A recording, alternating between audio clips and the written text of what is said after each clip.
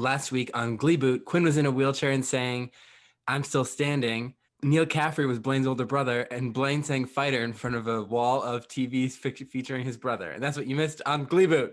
Gleeboot.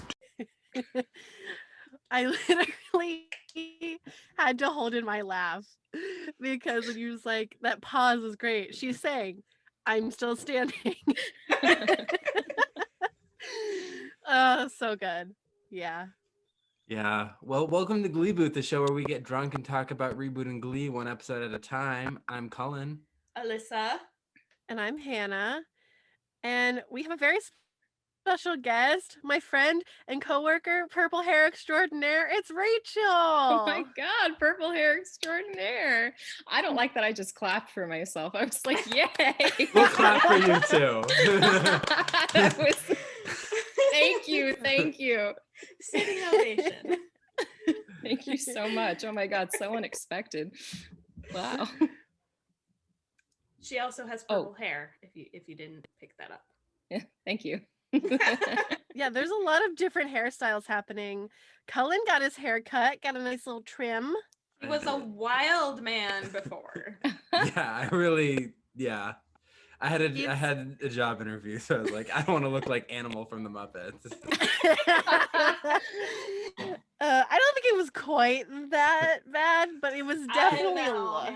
It was definitely quarantine. A look. Yeah.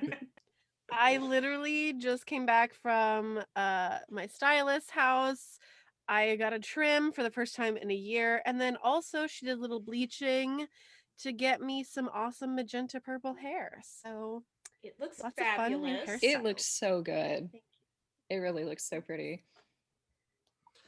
Yeah, so new hair, don't care, except we do care about this episode of Glee. Mm-hmm. Yes, a lot. Alyssa's like, I don't care. Alyssa's like, I'm just here. Let's not make any aspersions about how much I care. Can I just say no? So, Rachel, what is your relationship with the show, the phenomenon, the trauma that is Glee? Trauma. I don't really have one. I started watching it about 3 hours ago when Hannah texted me and said, "Are you ready for the episode tonight?" And I said, "What?" Because the name of the episode was Saturday Night Glee-ver. So I had gotten it stuck in my head that we were going to be recording this on a Saturday. So tomorrow. So I wasn't ready at all. So as soon as she texted me, I was like, oh my God, I'm watching it now. It's amazing. So that's, yeah, thank you. Thank God. Thank you. Oh my God. But I started watching it about 3 hours ago, and that's my relationship to it. It's been a long ride, but we're here now. Rocky road there. Yeah. So what are we drinking today? I've got the rest of that Dearly Beloved with that really cool bottle. Ooh. Still haven't figured out what kind of red it is. I'm pretty sure it's just a regular red blend. But yeah, I'm finishing that tonight. And yeah. Phosphates are the things in wine that are not in French and Italian wines that make me turn all red. Ooh, yes. That does that to me too. Does your face get all red when you have wine? Yes. Oh my God. I thought I was the only one it did that to. No. So if you buy imported European wine, it's less likely to happen because it has less phosphates in it. Huh. Oh my God. Somebody's got bougie skin. Oh my what? God. Yes, your skin has very expensive taste. It's not, it doesn't have anything about how expensive it is. I bought a $12 bottle of wine. It was from France. Ooh, $12. Yeah. Big spender. Big spender. Money bags over here. Bougie skin. Wow. Rachel, what are you drinking? I'm drinking wine in a can. Nice. Just after we went through all of that talk about like, oh, I need like different wines so that my face doesn't get red. My face is red and I'm drinking wine out of a can. It's called Babe. I've never had this before.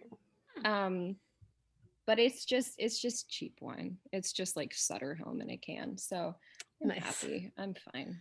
Is it good? No, but it's okay. Wine, I am drinking Pineapple Cart, which is an extension of Mango Cart, but it's pineapple. Yeah. I thought it was going to be really good. It sounded really good. It kind of just tastes like a Stella, which is interesting. Yeah, and it's weird because I thought Pineapple Cart was going to be like way sweeter than Mango Cart because pineapples are super sweet, and it's not sweet really at all. So I would say mangoes are sweeter than pineapples. I don't know. Pineapples are sour. Pineapples are like no, tangy. they're not. They're tart. Yes, they are. They have more acid, but I think they also have more sweetness to go with it. Yeah, I'm with Allyssa on this one. I feel like pineapples are way more tart than mangoes.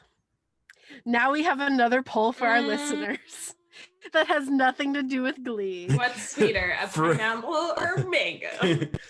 If they're both at their full ripeness. That's very important. That's an important thing. Because if you eat a pineapple that's not ripe, that's some tart. That's very tart. This tastes like an unripe pineapple.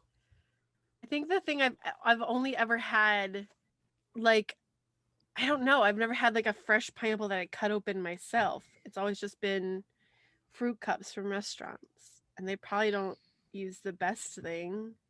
I don't know. Anyway.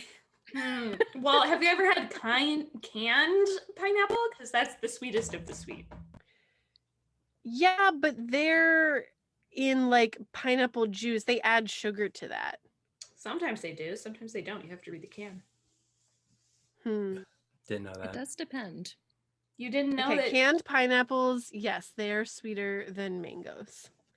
I can't speak for fresh. I don't think I've ever had a good fresh pineapple then. Because every pineapple I've ever had is buy tart. a pineapple and cut it open for yourself, Hannah.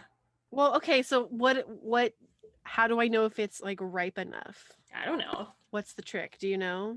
I know that in Smell it. Ratatouille they say, how do you tell fresh bread without tasting it? The sound. The sound. That actually works for symphony melons. of crackle.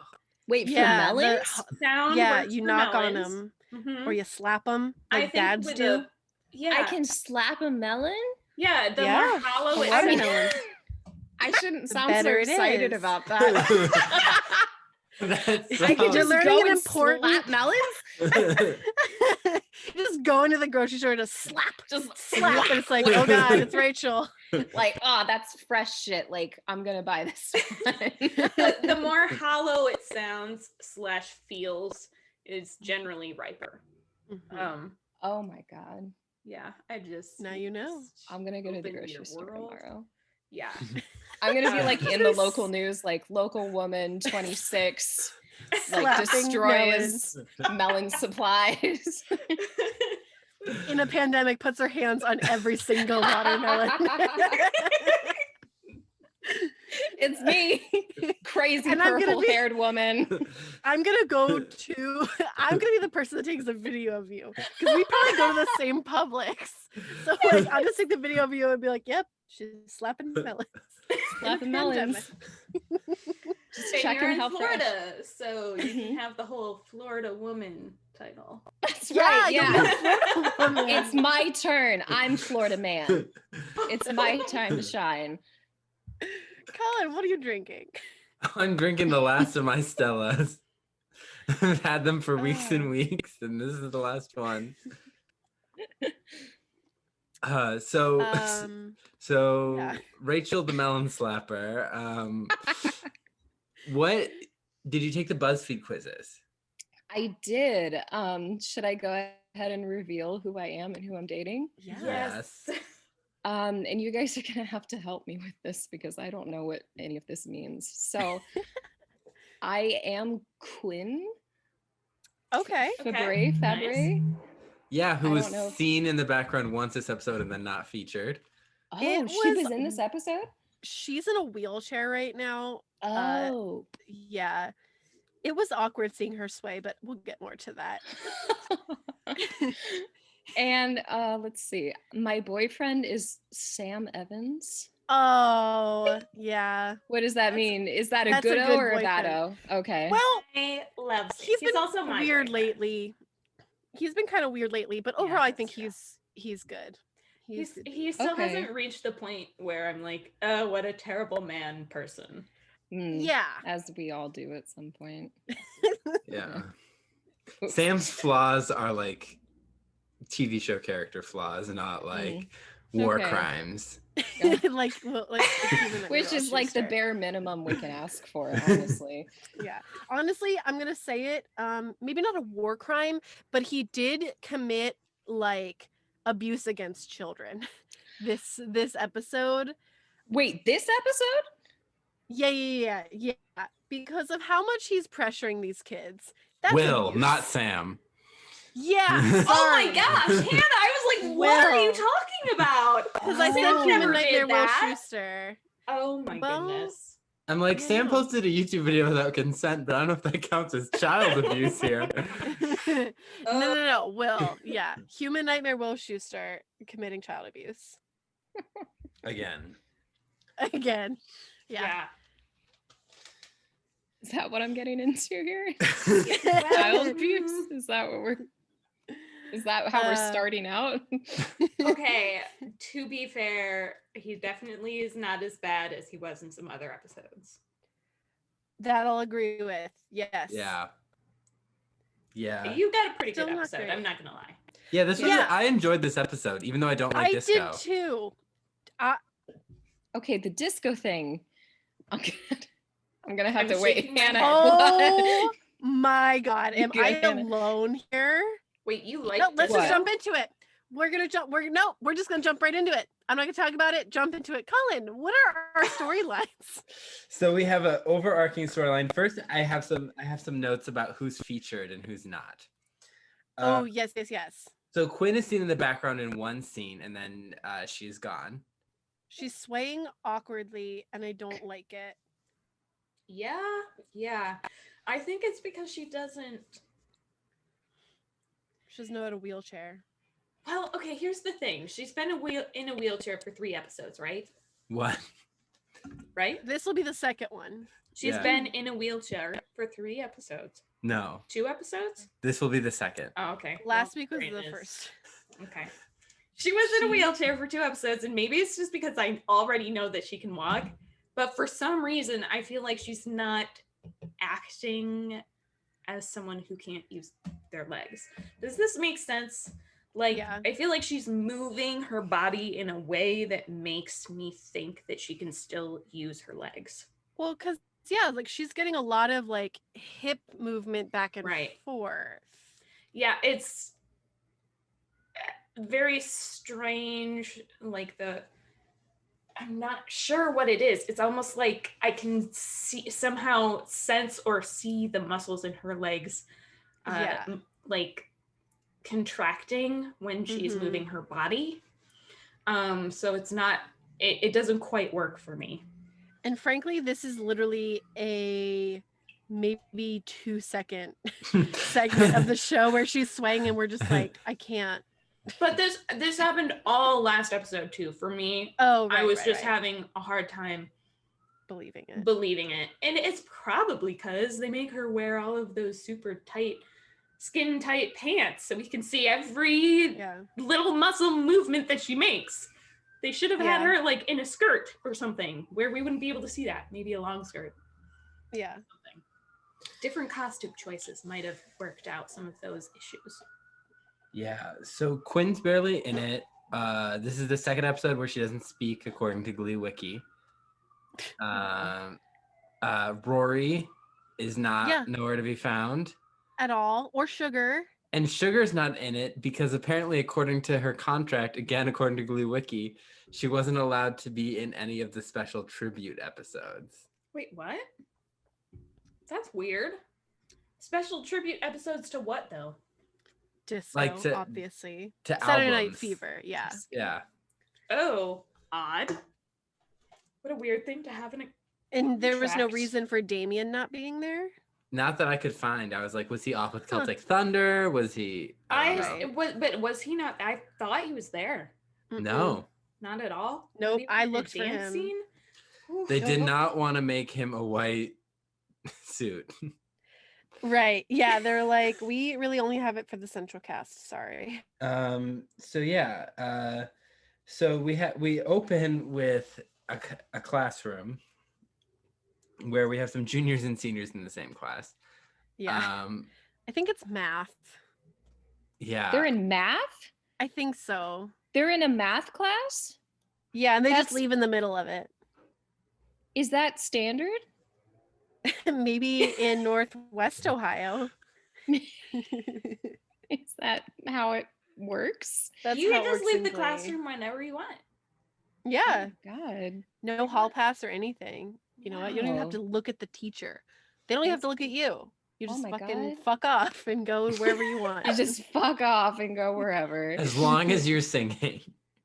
yeah. They're like- Then you're safe. Yeah. They're like, oh, this is When a the musical disco number. ball plays, anyone can leave as long as they dance out of the room. Where they're like hall pass and you just start singing at them and they're like, you're good to go. Yeah. Yeah. I I'm don't wanna in get in Glee the way of this. Clubs. Yeah, really. So Blaine starts singing You Should Be Dancing, and Mike and Brittany Yeah. sing and dance along with him. And they dance down the hallway, and then they're on the stage, and they're at Glee Club, and they're singing, and Willow's like, this is amazing. We went all the way to regionals or nationals with disco when I was in high school, and there's a flashback. That flashback was the Awful. worst thing. It was Also, bad. we have seen Shu as his teenage self. That guy doesn't even look like Shu, who was supposed to be him. And they were wearing like bright orange. No. I think this shot was actually filmed for the pilot and cut. What? Really? Yeah. Why didn't they throw it away? Maybe they did, and then they were like, "Oh, wait, we need disco stuff. We'll just put it in this episode." So they just added it. Yeah. Sometimes it is better. So to wait, why just do you throw say it away. you think it was for the pilot? Because I've read the pilot script for Glee, and there was like scenes of them doing disco. Interesting. Like it opened with that. I'm glad like, that shot that is the not what they pilot. opened with. They shot the pilot and they're like, "This is too much Shu," and even though there was still too much Shu. There was also an Indian character in the pilot instead of Kurt. So they just decided to make Oh, the I did principal know that- Indian instead. They basically made that role for Chris Colfer, right? Yeah. That's what I thought. Yeah. Yeah. So anyways, so they say we should be dancing, and then Will's like, "Ah, I love disco. And they're like, yeah, well, Nationals is supposed to be vintage, so we figured we could do a disco number. And Will turns to the rest of Glee Club, and they're like, there's just one problem.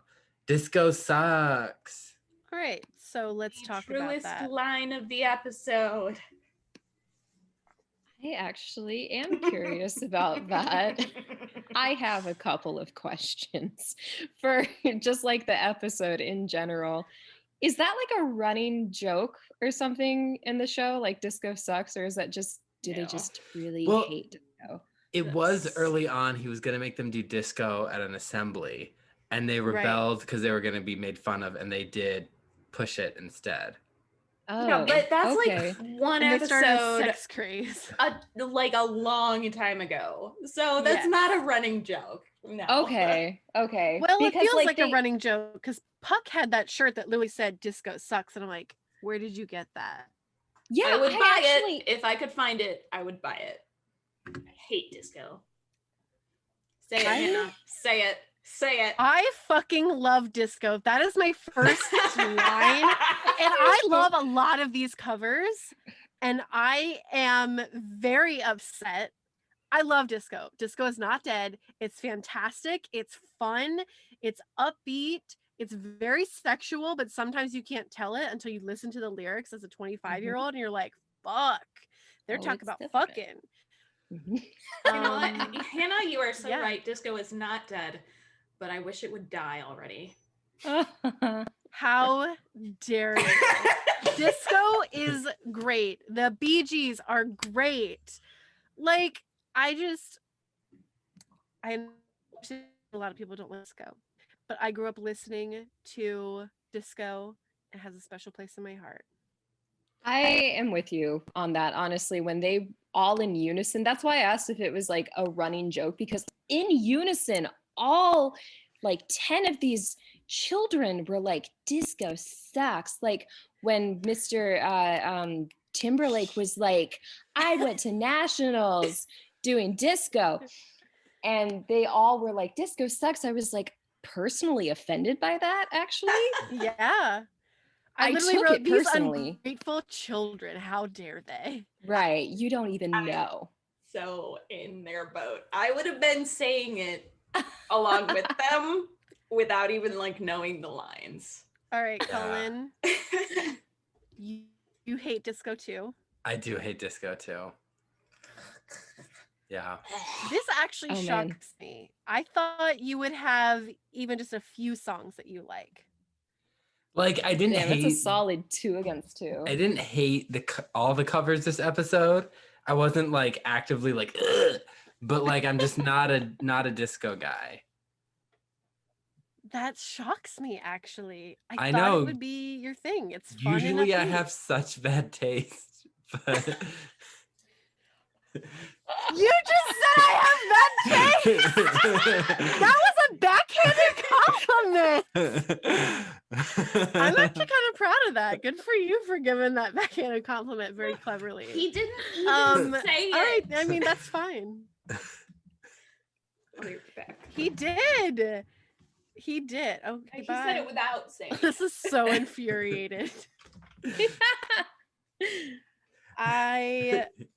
So I love disco a lot. I do too. I will say it loud and proud. It's shit's catchy. That's all there is to it. And yes, like you said, some of the lyrics are so explicitly sexual. Like, oh my God, you don't even notice it until you actually read into them later on. I mean, that's not why I like it. Like, I feel like I'm building up a weird reputation, like melon slapping crazy woman, loves sexual lyrics and disco, but like, it's just catchy shit. And I don't know, just can't help it. So it's a very like stark 2 versus 2 opinion here. Yeah. 2 people love disco, 2 people despise it. I'm back. Okay, I'll get over it. I needed another unripe pineapple cart to get through this conversation. Unripe pineapple cart. So Will is, meanwhile, he's practicing for nationals with his little bendable people that have the faces. The drawing figures, and they have faces of the Glee kids taped onto them. Didn't like that at all. It was very creepy. Very serial killer vibes. Yes, I was like, he plays with those as like dolls. I bet you 100%. Ew. He's fucking weird. So and he's concerned about Finn, Santana, and Mercedes because they're all seniors, and to him they seem pretty directionless. Yeah. If you notice that caveat to him, according to him, they do not have suitable plans. And he pushes Santana's person over. Like it's like on her face, and she's like, what's his name's brother was right. College is stupid. I'm just gonna go to LA and become famous. And literally then it cuts to him and he pushes her figure over and it falls. And I'm like, I didn't like that symbolism. Didn't notice that at all, actually. This episode is really out to punish Santana. Yeah, I did not like her storyline. A lot, actually. I don't know, like in this scene, like it's okay to be concerned about your students if you feel like they're directionless, I think, but I don't like his weird disapproval of their dreams is very odd. Yeah. Okay, so that's just, was that like specific to this episode where he was like too into it? Or yeah, because I mean, like too into that specific thing that they talked that about this specific episode. dream? Yeah. He has problems with student-teacher boundaries. I got that. I got that. Yep, I general posted vibe. it. I posted it from- on the Instagram. Glee's their actual tagline is "Teachers cross lines." Teachers cross lines. I did get that. I, even as somebody who has never watched the show before, I was like, shoo, like go away. You just stop. shoo. Shoo. Just chill. Yeah, it's funny when you involved. It's funny when you called him Mr. Timberlake, because I saw a TikTok the other day that was like, I'll say it now, Justin Timberlake is just mainstream Matthew Morrison. Oh my god. Oh my god. Oh my god. Oh my god. That's so I can't believe that. Wow. So we think about that. Will is concerned, so he goes to Sue and he's like, they just seem so directionless, and she's like, maybe you should do what you usually do and do an album like you did Rumors, and that seemed to solve everyone's problems for exactly 5 minutes. Yeah, she literally was like, you've been out of ideas since Madonna Week. And I was like, let's never mention that week again. They always mention Madonna Week, and I'm like, each time they do this, Hannah screams. Yep, I do. And then he's like, what about Saturday Night Fever? And he's like, but they hate disco. She's like, but they love swag. And it cuts to them, like Brian Ryan offering them swag. It cuts to when they were gonna get mattresses. It cuts to free dinner at Breadstick. So the kids just love prizes. Yeah. Which is probably one of the most accurate depictions of teenagers this show's ever done.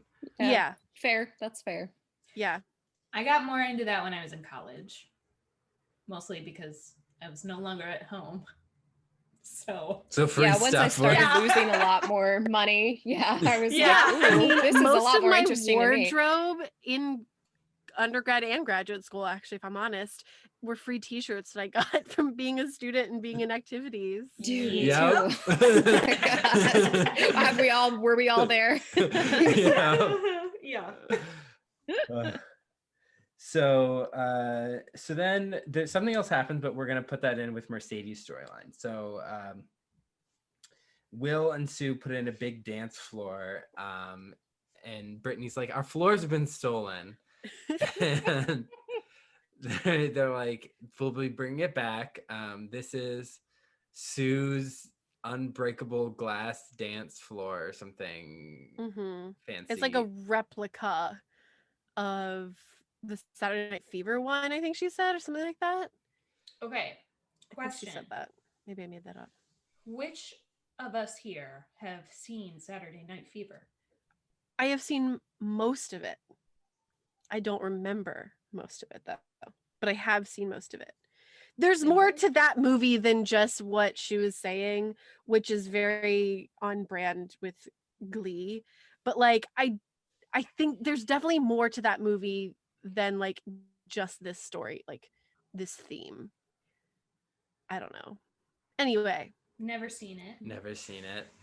I'm also saw it a while ago and don't remember much about it. But so it's all very fuzzy. I remember being really uncomfortable looking at John Travolta's very young face like that. It's because he's bald now, isn't he? Yeah. John Travolta is bald now. In case nobody needed to know that, but it's out there now. Everyone I'm just needed gonna to slap know. that head. I feel So like bad. the Slap only that melon. time Slap that melon. I've seen John Travolta young, but it was like in a movie. Grease. Was it Well, Grease? yes, okay, there's Or that. Michael when he turns into it when he's an angel. Yes, it's that one. I knew it. I've I seen knew it was that one. Yeah. That's a weird movie. I haven't Yes, seen that it since I is. was like 11. It's Oh. very, very strange. And I Yeah. think I have like an association of John Travolta with that movie. And I I think he was I also don't in like watching him and things because that movie is so weird. a Bubble Boy movie too, I think. That was Oh him. yeah. I just remember He- seeing him in Grease and being like, basically before cringe was a thing, I was like, Dad, this is cringe. And he's like, yeah. Yeah, This is cringe. It is. The Boy in the Plastic Bubble. Yeah, I remember seeing that movie as well. My parents used to Um, call me that because I was homeschooled. Oh, Cullen.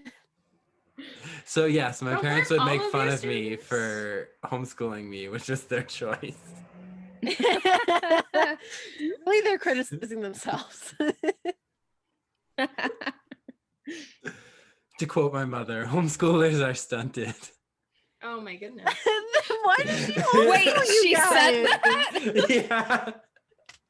You're not stunted. You're just fine. I Also, know. like both of your siblings, you guys are all just fine. Like, that's Yeah. so But funny. also she said that. Yeah. Like to your face. Yeah, We but gotta I get your mom on this podcast. Ugh. Yeah, so there's the dance floor and they are like, we're gonna have a dance off, and Will and Sue start singing Night Fever. And Fever. Joe The who's two of there, us are dancing, and you guys We're are just, like, jamming. we're gonna move into the rest of the storyline. because they have Blaine perform with We're them, and they just have dancing Joe away. who's been there like for all of 5 seconds. Yeah, they literally like, we consulted with them, and I'm like, what the fuck does Joe know about disco? Yeah, Who's they Joe? just the He's guy a with the dreads. Oh. Oh. Oh, that guy. He was also homeschooled in the show. I don't know about real life. Yeah. Oh. I don't Um, know if that explains his dreads, though.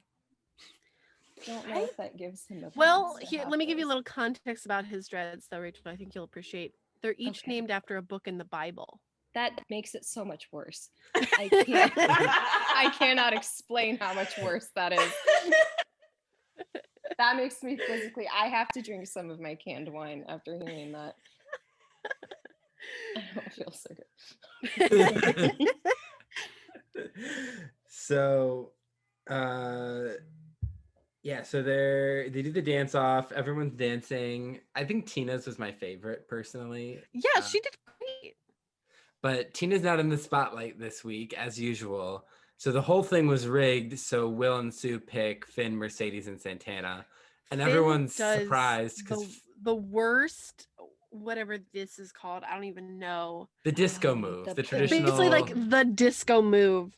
It's like bad. It's like off tempo. And yet he like gets picked, and I'm like, oh, I see what's happening here. Got it. Yeah.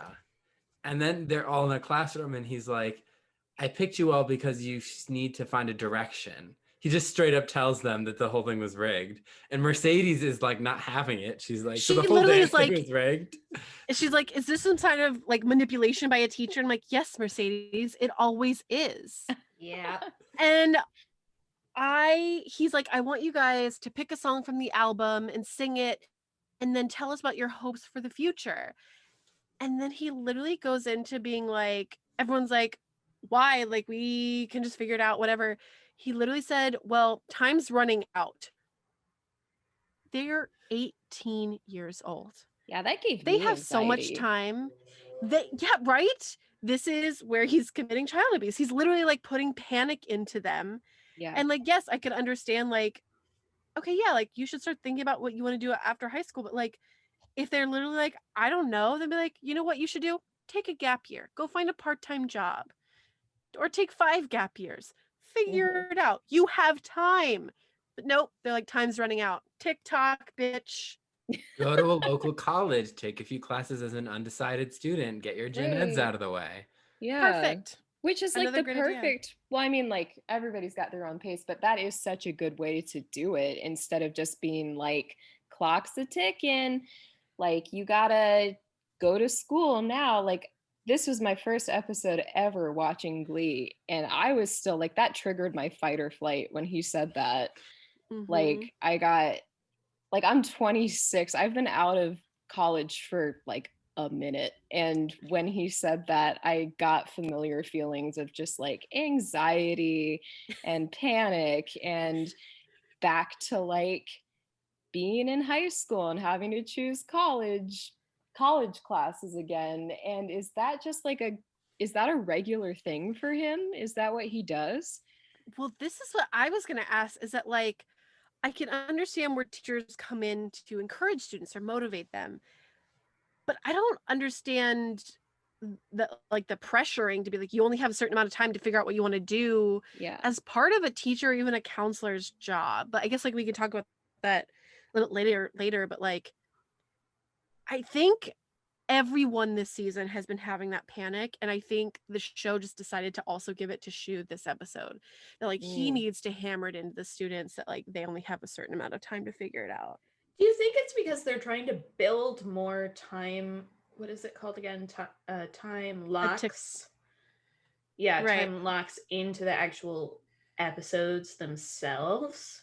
I don't know, because like the progression of the episodes themselves, like we know, like we can see like, oh, there's only going to be a couple more episodes left, and like they're going to have to figure it out. So like the ticking time clock thing, I don't think this works because they don't do it for like their performances. It obviously doesn't work, but do you think that's what the intention was? To raise the stakes in right, the time. exactly. I think so. Probably. Yeah, I don't think it was a very good choice. But they never do that. Realistic, first of all, as we were talking about. You don't need to know what you're going to do exactly right when you get out of college. No, and it's also a bad financial investment to do so. Yeah, nobody You're knows. looking at an English major. No one knows what they're going to do. Who panicked. Yeah, I mean, all of the things that I went into are like somehow related, but none of them are exactly what I went to school for. So it's like really roundabout. But I feel like everyone's life is like that, unless you're an extremely dedicated person who knows what you want to do at like 8 years old. Like Rachel. Yeah. Like me? Oh, no, not me. No, not you, Rachel. Not me. Sure, I was about to say, Rachel, like, I just went into a whole got it tirade. all figured out. I was just going to say, like, I literally just talked about how I still don't know what I want to do. When I was 8 years old, I went through a phase where I thought I was going to be like a zoo designer, and then I thought I was going to be making a lot of Zoo Tycoon. fireworks. Yeah. You were playing a lot of theme park Sims, weren't you? No, just Zoo Tycoon. Okay. The fireworks were cool. Yeah. Dude, brings back so many That's memories funny. of like When designing I was roller coasters and having people fly off of them. And yeah, and drowning people on purpose. Yeah. yeah, I like to put my people in with the polar bears. Ooh, And see, then I you, never like, played Zoo Tycoon. That's a scream whole and different run. level. Yeah, did you hear that in Detroit? oh my god, it reminds me of setting Sims on fire. Oh, sorry, what? In Detroit, they were trying to get these two polar bears to mate, and then the male killed the female. Oh my god. Wow. Yeah. That's Well, awful. God. he wasn't interested. I mean, it's not like he mauled a person. I mean, it does suck. It does suck pretty Anyway. bad. Anyway, before we say something we don't want. He's interested, just not in that. Not in that. He's like, I just want to be friends. And she's like, but we gotta have babies. Just And he's like, insert I'm not ready for want to. that. What if he was just like pushing her away and he actually clawed her and then she died? Okay, I'm done. Insert that John Mulaney meme. That's its own American gender nightmare. Yes. Which one time I had to send to my therapist because I like referenced it, and he was like, "Send that to me." Oh my god, that's so funny. I'm glad your therapist like wants to be in on the memes. Yeah. He wants was to fun. better communicate with you. Yes, and memes are a millennial language. Yeah.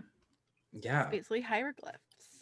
I do communicate way more effectively than I'm proud of saying with memes instead of like actual words, which is not something I should communicate as an editor, but like I was literally gonna say, like, I think that's the basis of our communication as editors in the same Yeah. company. it just I mean send memes and emojis. does it not get the message across effectively? You're such a great communicator. I know. I'll tell you, that's why I keep saying like we have to like send writers like gifts instead of actual messages. Anyway, but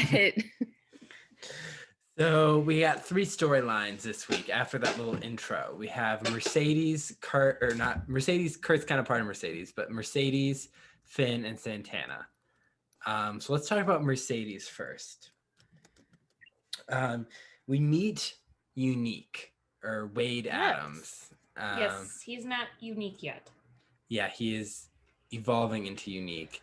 And we're using he because the show has a uncomfortable way of not being quite clear what the character's pronouns are. Yeah. I think that's something that becomes clearer as it goes on. Later. Yeah. Yeah. But right now they just kind of don't know. Well, even real quick, at the so end when of the episode, Mercedes and Kurt are talking to each other before Unique comes up. Oh, he's like, you got into, was it? They mentioned my alma mater. Yeah, you got into some school and then Cleveland State. That's my alma mater from undergrad. oh. Yeah. And he's like, you should try NYU. And she's like, I don't know if I want to go to New York. Perfectly reasonable. Living expenses also, there. NYU is very expensive school. It's expensive and it's a big city and it's ugly and it's loud and just the list goes on. It's dirty. Alyssa loves New York. Can you tell? I got that vibe. It's her favorite city. I want to visit. I don't know about you guys. I have never once ever wanted to visit New York. Really? Not for anything. There's no reason why I would ever go there. And there's a ton of cities I would rather go to. When I was a kid, I always wanted to go to New York to see Sesame Street. Also fair. Two extremely like the actual good points. street, Sesame Street, or like a Sesame Street show? Like where they filmed it, because it was filmed in New York. Okay, right. Yeah. I thought for a second, you meant like you thought Sesame Street was in like New York. Well, I mean, I was like Sesame Street. 3 years old, so I did think they all lived there. Right. Okay, yeah, that's what I was asking. Yeah. But the actual set, yeah. Yeah. So Unique comes up, or Wade comes up to Kurt and Mercedes, and is like, "Hey, I'm from Vocal Adrenaline. I'm your biggest fan. I'm not here to spy. I'm here for some advice." And they're like, "Okay." 'Cause he's like, "I've seen all your performances except for West Side Story, which I boycotted because you two weren't Tony and Maria." But this is our first scene with Alex Newell from the Glee Project. Yes. Yep. Finally, the fourth person who won the show is finally featured. Yes. I was surprised. I kind of screamed a little bit. I was like, "Oh, there he is!" Except, is he? Honestly, was he still at this point in his career? He still uses the he pronouns. Oh, he does? Yeah. I think he was them, a they now. Okay. Yeah. I think it's he or they, but I can double check. Yeah, I think it's he or they. Yeah. So Wade is, oh my gosh, Suki's so close to me. So Wade is wondering, like, I want to perform, I feel more comfortable performing as a woman or in woman's clothing. I have this alter identity, Unique, that I pretend to be. That's who I am on the inside. And we get a scene of Unique introducing themselves to Kurt and Mercedes, and they're all like dramatic and over the top. And Kurt is all like, oh, Unique sounds like a great person, or he sounds really great. And Wade is like, Unique is a she. What was one of her lines? It was I worship the red carpet you walk on, or something like that. If the two of you had a baby, it would be me. It would be unique. Yes, yeah, exactly. and my grandparents would be someone and Beyonce, because nothing but the best for Unique. Yeah, it was pretty funny. And Unique has flashbacks to being in Vocal Adrenaline, where Jesse St. James, the erotic Jonathan Groff, is now their coach. He's not very erotic anymore. So much. Also, he calls Unique. I beg to differ. I think he's just kind of a dick. Well, he calls Unique Chunks McGriddle, which that not okay. Stood out. No, that's not okay. That's not okay. That stood out to me. I was like, I'm not this condoning. is a high school student. I'm not condoning this. Well, he's only 1 year out of high school, right? Or is he 2? I think he was 1 year out of high school. Yeah, not Unique, but the coach is out. The coach who screams. Yeah. Although I have to say, his shirt was kind of unbuttoned. He was very erotic. Just gonna say that. I do not condone his behavior at all. I don't know. Bad behavior kind of turns me off. So I can't say he's erotic in any way. So I watched this part 2 times because I had to watch the first half of the episode again when I came home. But basically the first time I literally melted. The second time I was like hearing actually what he was saying. I was like, oof, yikes, I don't like this. But the first time I was like, oh, yes. Anyway. Please no one make a soundbite of that. Thank you. Now I hope somebody does. No, Cullen, don't encourage them. All I don't want to be famous like that. But didn't you get the I want to be famous Vine when you took the Vine quiz? I did. I want to be famous. That's me. Yeah. Anyway. So then so Unique is like, I want to perform as a woman, and Kurt and Mercedes look at each other. We don't get their response. So now flash forward to Will is telling them that you don't know what your life goals are. And Mercedes is like, where does Mr. Shute get off telling me I don't have a dream? I have a dream that burns so hot it's an inferno. And she starts singing Disco Inferno with Santana and Brittany. Yeah. Hannah's dancing. Rachel's dancing. Oh, loving it. Go on. It's a pretty fun number. I think Mercedes kills it. She's wearing a great dress. Like, she looks amazing. Oh my god, she looks amazing. And her voice, like she does like that, like the screaming grovel voice. It sounds so good. I'm like, it comes from the like, here somewhere, and I'm like, so good. Referring to your whole torso. Yeah, it just comes from the torso. I mean, that's where the air that vibrates across the vocal does come from. Not to be, you know, technical about it, but you know, I was in choir. So. Diaphragm. Yes, Allyssa, the diaphragm. Diaphragm. So she's singing Disco Inferno. We get a little shot of Sam filming something with his phone. Yeah, that was kind of weird. He also had a weird look on his face. I almost said face on his look. And he was like leaning back with his like legs splayed open. He was like licking his, I didn't like it at all. Yeah, it was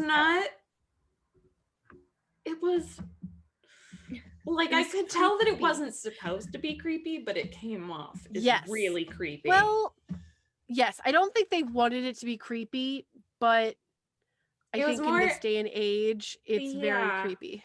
Even then, I think it was creepy. They were trying to like show anticipation, but it wasn't. It was almost like Didn't too really much. come They off were as, like, planting, all they were doing anticipation. was planting a way for Mercedes to possibly get famous. Like, that's really what this was. And I feel like there could have been something less creepy to do with it. Mhm. Like what if they were recording all of their performances to like review to see which numbers they were going to do for regionals or nationals or whatever they're doing next. And then basically maybe Sam would be like, I'm going to take this footage of Mercedes' number and put it on YouTube. Like, I feel like that would be less creepy. I don't know. People film things on their phones all the time, so it didn't really stand out to me, except for the way that it was acted. And I think that he really could have just done better with that. I think like the licking of the lips and the way he was sitting was not good. I think he was trying to be secretive about it. Yeah. And I didn't, that's why, like, I feel like if there was no secret to it, it wouldn't be creepy. It would be like, oh, everyone's getting recorded. Like, this is just a normal thing. And then Sam's like, oh, I'm going to take this footage, send it to the YouTube, you know? The YouTube. Or if there was more than one person filming, or maybe someone else was filming, and then Sam was like, hey, can I look at that? Or, you know? It's just kind of like you're saying, but not something specifically. Else. Just anything else. Speaking of Sam/Cord Overstreet, he also moved recently. According to Instagram, he was like, I'm packing things up as I'm moving, like on his Instagram story. And I was like, oh my gosh, we're the same. Wow. Wait, Okay. where does he live now? I don't know. I'm not that creepy. I just know from his Instagram story that he moved. Oh, well, yeah, you guys cut out, so I thought you were saying an actual place. So he like just moved. Okay, so you guys maybe moved around the same time. Yeah. He's copying you guys. Yeah, he wants to be us. So she sings Disco Inferno, and then she's like, Will's like, well, what's your dream? And she's like, my dream is Whitney, Mariah, Aretha. And he's like, that's not a dream, those are people. And I'm like, put it together, Will. Really Put it together. Are they all, what do they all have in common? Singers. Singers. It's not that hard. It's He's not so that hard. Fucking stupid. I hate him. Even I, like, first episode in, I was like, do you not get this? Are you not gonna put this together, buddy? Yeah. Mr. Timberlake, like. And she's like, I'm not just gonna run off to LA or New York. And Mercedes is like, or not Mercedes, Rachel is like, well, I'm going to New York. And she's like, you have a family that supports you. My dad is a dentist and he doesn't think my dream is responsible. That was kind of like a weird moment for me because first of all, dentists make a lot of money. And I don't know, it just felt like, I don't think it was a money thing. I think it was like her parents. Rachel, so she was saying, well, your parents support you. Like, they support her dream. But her dad's a dentist, so he's likely more practical. I don't know. I don't think it has to do with money. Well, although I kind of wanted her just call her out on her privilege and be like, Rachel, shut up. Well, I don't really associate dentists with being practical. I don't really make that association.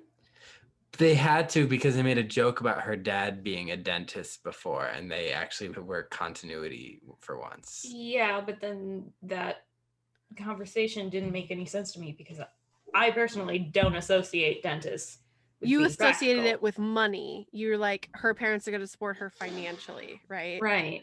But yeah, even otherwise. I have a question. Yeah. Is it the character Rachel's dad who is a dentist? No, it's Mercedes' dad. It's Mercedes' dad. Oh, okay, Yeah. Never mind.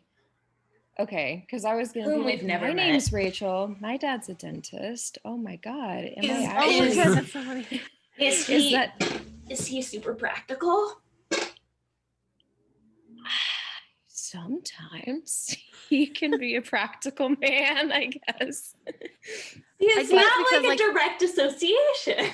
Well, I think it's practical in the sense that there is a direct path you can go to become a dentist with very little moving away from it. But becoming any sort of performer can take any sort of path. Yeah. I think it really comes down to like supporting the dream. I don't think it has anything to do with money. Like, that's how I read it.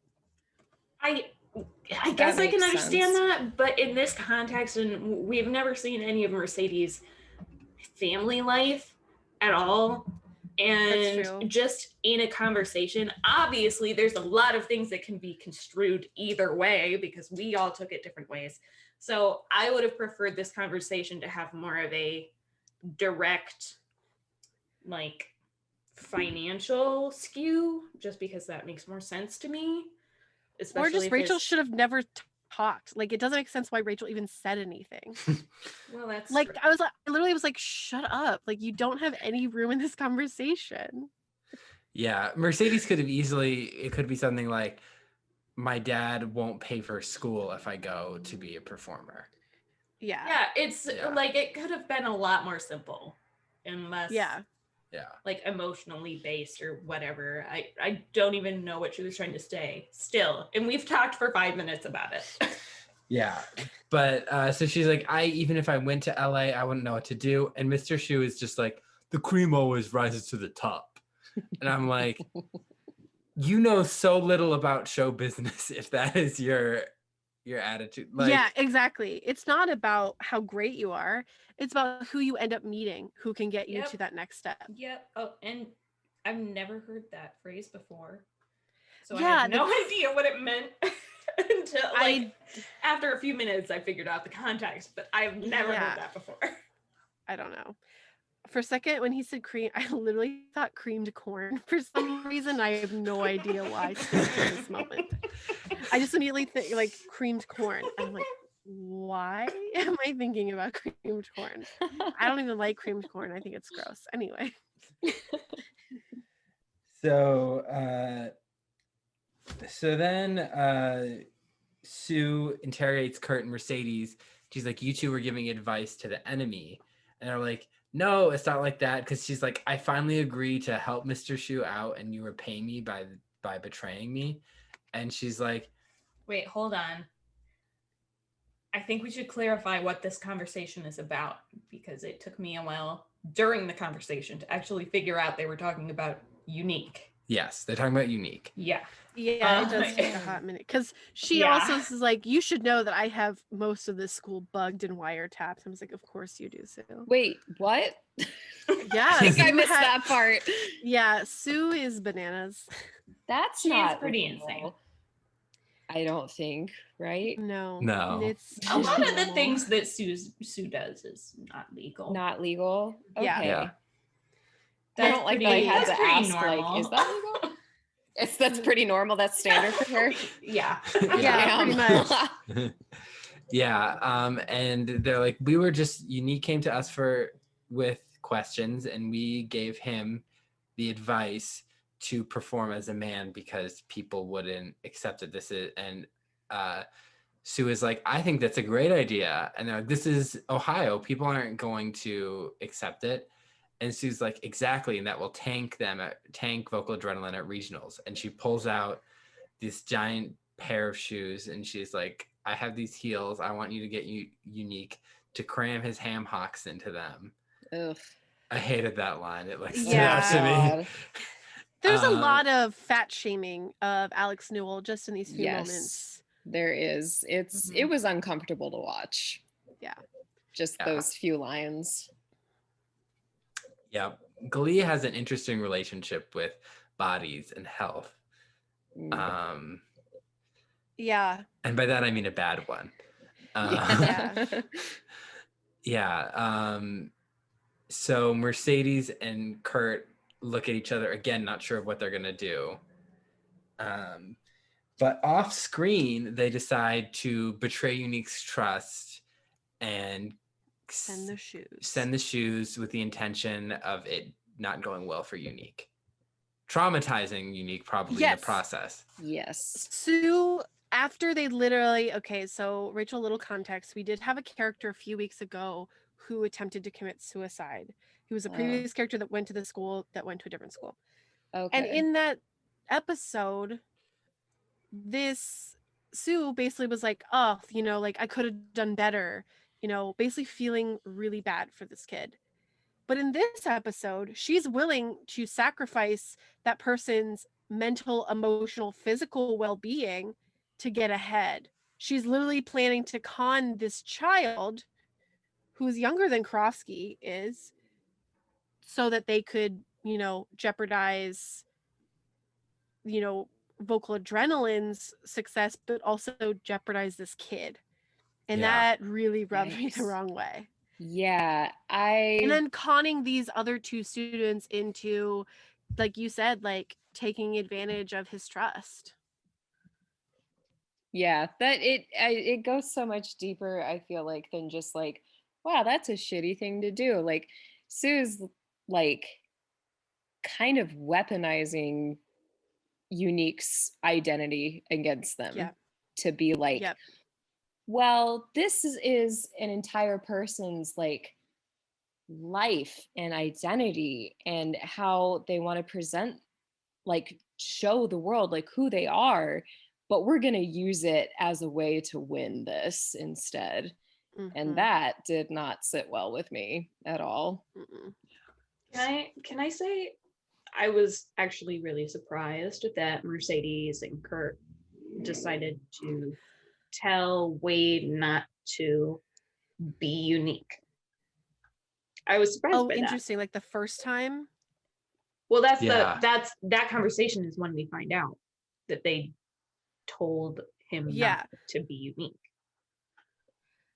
That is surprising. Like the first time, like, that like they didn't tell them, like, embrace who you are. I mean, yes. I think I agree in a way that I can definitely understand like you being surprised by it, but I also think their justification for why they're like maybe that's not a good idea makes a lot of sense, and I think is also really thoughtful. But I also have to say that maybe two students aren't the best people to go to about this. Yeah, especially if you don't know them at all. Yeah, like you literally just worship them. Like, what if Mercedes and Kurt were terrible people? Like sometimes Kurt can be not great, but like I feel like you should be going to a teacher or a counselor about this instead. I don't know. There's probably some comfort to going to peers. Yeah. So I don't know. There's a lot of things to it. But I mean, Kurt's always saying like to be who you are. Like that's like his catchphrase, basically. Like, so I was super surprised when he was like, "No, you shouldn't do this." It's really complicated because, especially like with trans people, it's often their life on the line, especially with Black trans women. They have a really high murder rate. And so that's really scary. In 2012, I just feel like there wouldn't be as many safe adults to go to. That's true. Oh, yeah. In Ohio. Not that there's anything wrong with Ohio, but like just like the time and place. Yeah, Midwest is not a great time for any real sort of LGBTQ people, except for maybe in different cities, not like rural areas. Ago. Yeah, it was almost. This episode came out almost 10 years ago. But yeah, so I think that's valid. So thinking back to that time, also, I think also the language around being trans was very different, because even back then they were still using the word transvestite. We don't use that anymore because we know like there's other phrases that we should be using. Yeah, we're a lot more educated now than we were almost 10 years ago. And you can see that in like you said, like the language that they use and like their reactions to Unique wanting to go on stage in heels and everything. And the way it's treated more like a drag persona than a identity. Than her actual identity.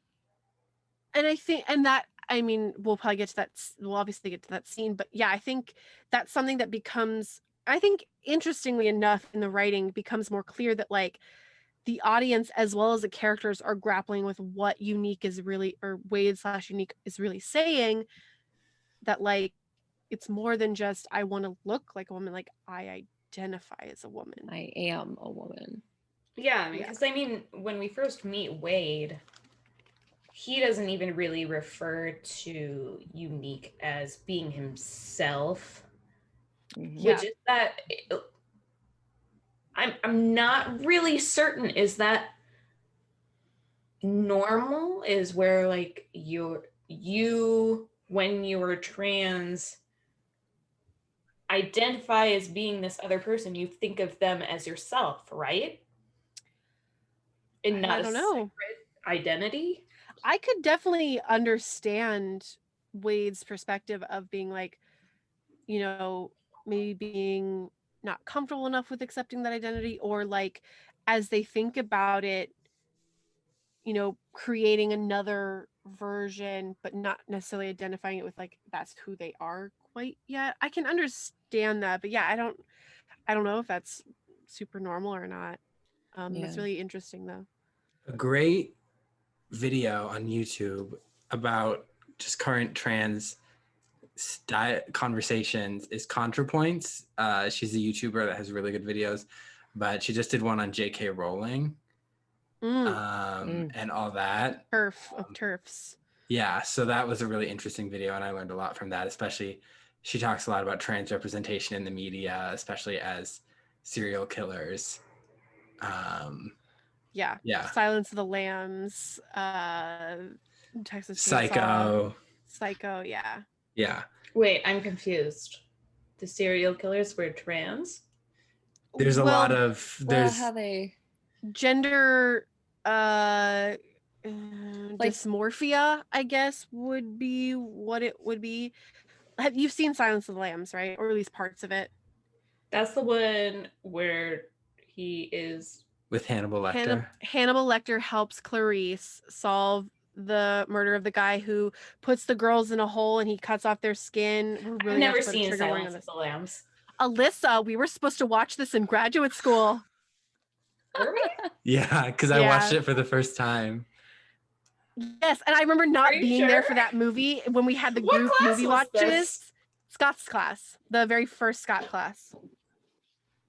Introduction to film and television one. I totally didn't watch it. Well, I probably just straight up forgot. But that's possibly true, because I think we actually did watch like segments where that would have been more clear. But basically, the character who is the serial killer, basically his thing is to cut off the skin of these women and wear it because he wants to be a woman. And of course it's making a monster of someone who has gender dysmorphia or gender identity confusion or is trans, however you want to put it. So yeah, that's a big trope. Yeah. I didn't even realize that, probably because I have not watched a whole lot of horror movies with serial killers. Man, if we had a podcast about that, we have a good friend who would be amazing on that podcast. Oh my gosh, you're so correct. And trans dialogue, like that would be a crazy awesome podcast. Maybe we'll have to talk to him about that. Yes. Maybe as a potential Patreon episode. Listeners, let us know if we should get a Patreon. Should we talk about trans presenting serial killers in media and how it's not Can great? we please? I would much rather watch some horror movies with serial killers than Glee. Well, Alyssa, we have 3 more seasons left, or 2.5, 2 1/4. Only 2 1/4. We're almost there. Ugh. Oh, that's still so much story though. Anyway. One time I was describing someone who was very dramatic, and I was like, they burn through storylines faster than a Glee character. That's amazing. Yeah, so I'm excited to finish our Glee journey. I'm excited to finish the Glee journey. Isn't that exactly what Cullen just said? Step of the way. Anyway. She was just emphasizing.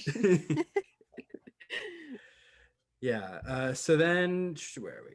So then they approach. So off screen, they send Unique the shoes, Mercedes and Kurt. So then Mercedes and Kurt come to regionals to talk to Unique, and they're like, "This is a bad idea. You shouldn't do it. I can't believe we said you should do it." Kurt's like, "I've worn many outrageous outfits, but I've never dressed as a woman." And Unique is like, "That's because you identify as a man." So the writing becomes so much more clear in that moment. Yeah, this is the moment where you're like, oh, I understand now. But I think that's... Why did it take so long?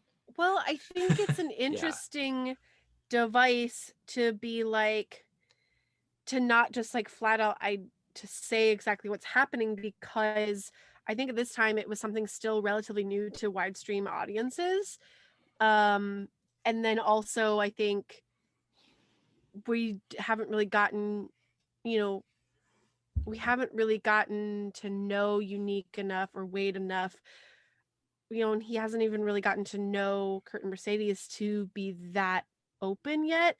Mm-hmm. Not to say that, this moment, they clearly spent so much time together and they clearly are comfortable, but it's just, I think there's something to like the progression that like it finally becomes clearer and they have that confrontation.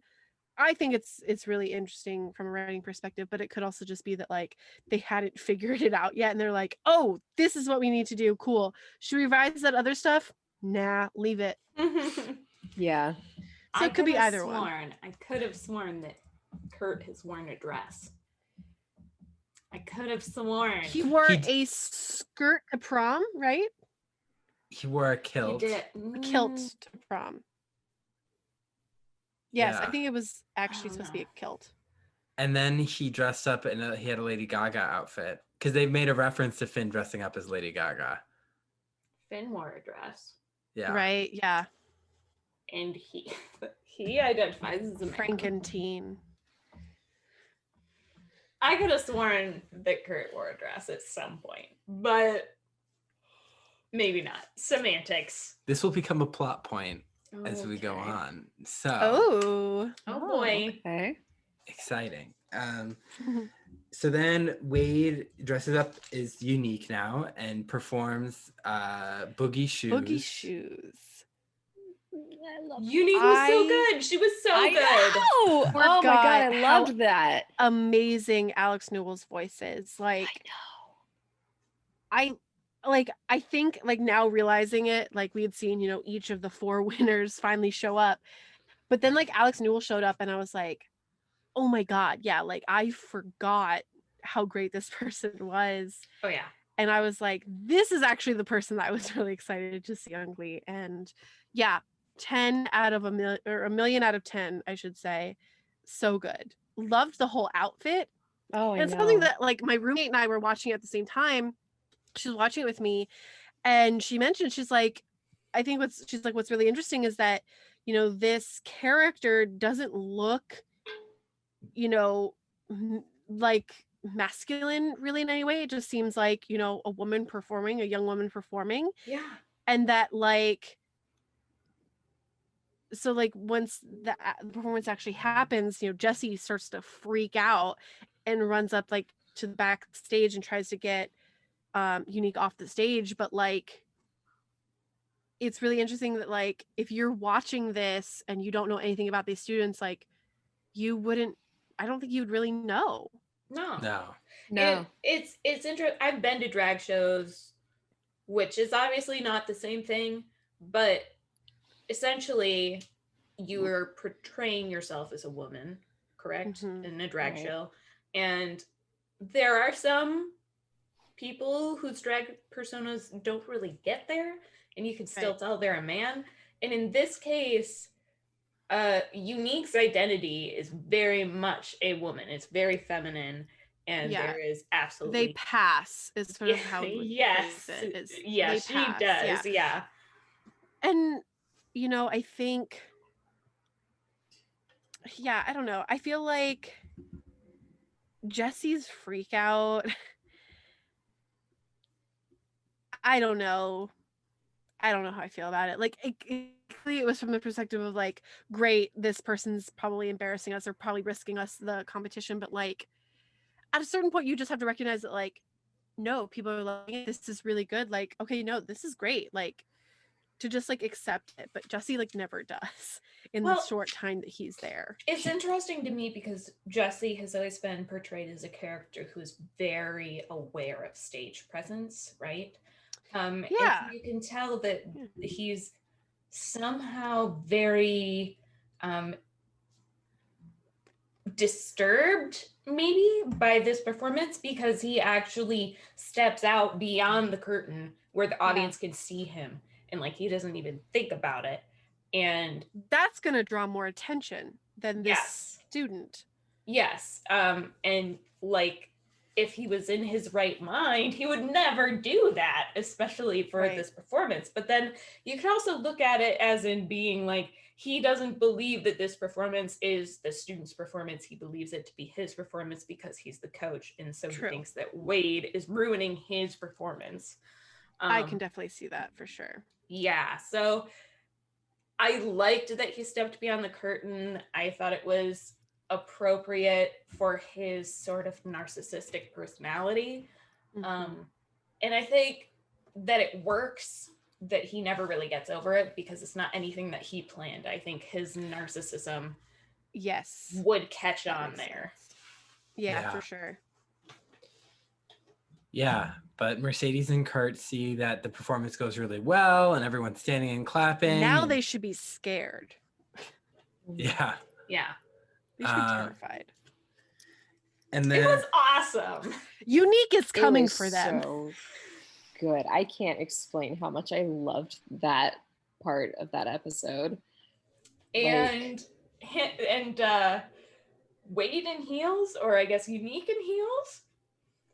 Either way, honestly, she rocks them. She should be thanking Sue and be like, "Thank you for these amazing heels. They're now like the centerpiece of all of my outfits." It's like a good luck charm. Well, she's also like great. Thanks to you. In them, like I can't even dance in regular shoes. So dancing in those platform heels was amazing. And it reminds me of on the Glee project when Alex came out in heels. It was first time wearing heels, and he like rocked them. Still looked great and like walked very well. And it's just like, I would have tripped already. Yeah, exactly. So we have one last scene in the Mercedes storyline. So Mercedes is she's talking with Sam, and Sam shows her the video that he took of Mercedes singing, and that it's got 485 likes on YouTube. And he's like, they're all positive except one that was upset it wasn't a car combustion video. Mercedes Inferno, is what he called the video, and he thought it was going to be a car blowing up, which is a very funny line. And he's like, "You're a star. I believe in you." And she's like, "Thank you." And they kiss. Yeah, that happens. If not their cutest kiss, they've had cuter kisses. Yeah, it was a little strange. I understand, a coming back to a love. It's just sometimes just not over. But like, I was kind of over it when it finally like came to its head. I was like, you can move on now, Mercedes. You can move on to bigger and better things, and didn't happen. Well, it made me feel like Sam was trying to do this to get something from Mercedes. Yes, and exactly how I felt. Yeah, and I don't think that was needed. I think he could have just done it for her, and she wouldn't have had to like give him anything in return. I.e. the kiss. And I think that's entirely on the writer's fault. Like, they shouldn't have done that. I agree. Come on, Matthew Hodgson, writer of this episode. Please hire me. You literally were just like critiquing, and then you were like, please hire me. I can help. That's the whole vibe of this podcast. LOL. Yeah, like, oh, we hate the show, but if you guys are hiring, let us know. If you're hiring, I still hate the show, but I could make your next show better. I mean, exactly. I honestly, think that's not the the essence way. of the podcast. Yeah, see? I don't hate Glee. I That's you. have a love-hate relationship with it. Yeah. Not the worst way to show that like you could make a show better than, picking apart everything about it. Yeah, And I mean, showing like, how these are you all the could things you improve did it. wrong. Here's Let how you me can do fix better. it. Hire me. That's our video essay right there. Video essay podcast. So black screen. Listen to us for 2 hours. I mean, we could post this what video an and just be interview. like, hire us. Anyway. I Um, put We my were doing, own like, pose in sexy there just in poses. case. Yeah. Very Elle Woods. Yes. Yes. So Finn storyline is next. So Puck comes up to Finn and is like, "Are you coming to LA with me?" And Finn's like, "No, like that's not my dream. Like I don't know what it is yet, but it's not LA." And Puck's like, "Well, having you there would make the city less scary." And Finn's like, "Come on, you're not scared of anything. You car surfed." So Puck tells Finn, "Whatever you do, whatever your dream is, make it even bigger than you." That's beautiful. So that happened. And so then Rachel tweets that anyone who's engaged to me come to the auditorium. And okay, this is after Kurt literally says, because like Rachel's like, "I'm not gonna go talk to him. He can come talk to me." And he was like, "Wow, what a great way to start your marriage," and then walks away. I was like, "Thank you, Kurt. Thank you for pointing that out." And then yeah, she fucking tweets to him. She subtweets, and I was like, you guys are so toxic. I hate you. I kept saying that during the whole episode. What's a subtweet? After subtweeting. A subtweet don't is know. when you tweet when you're actually talking about someone, but you don't at them. So like she could have been like, "At Finn, come meet me."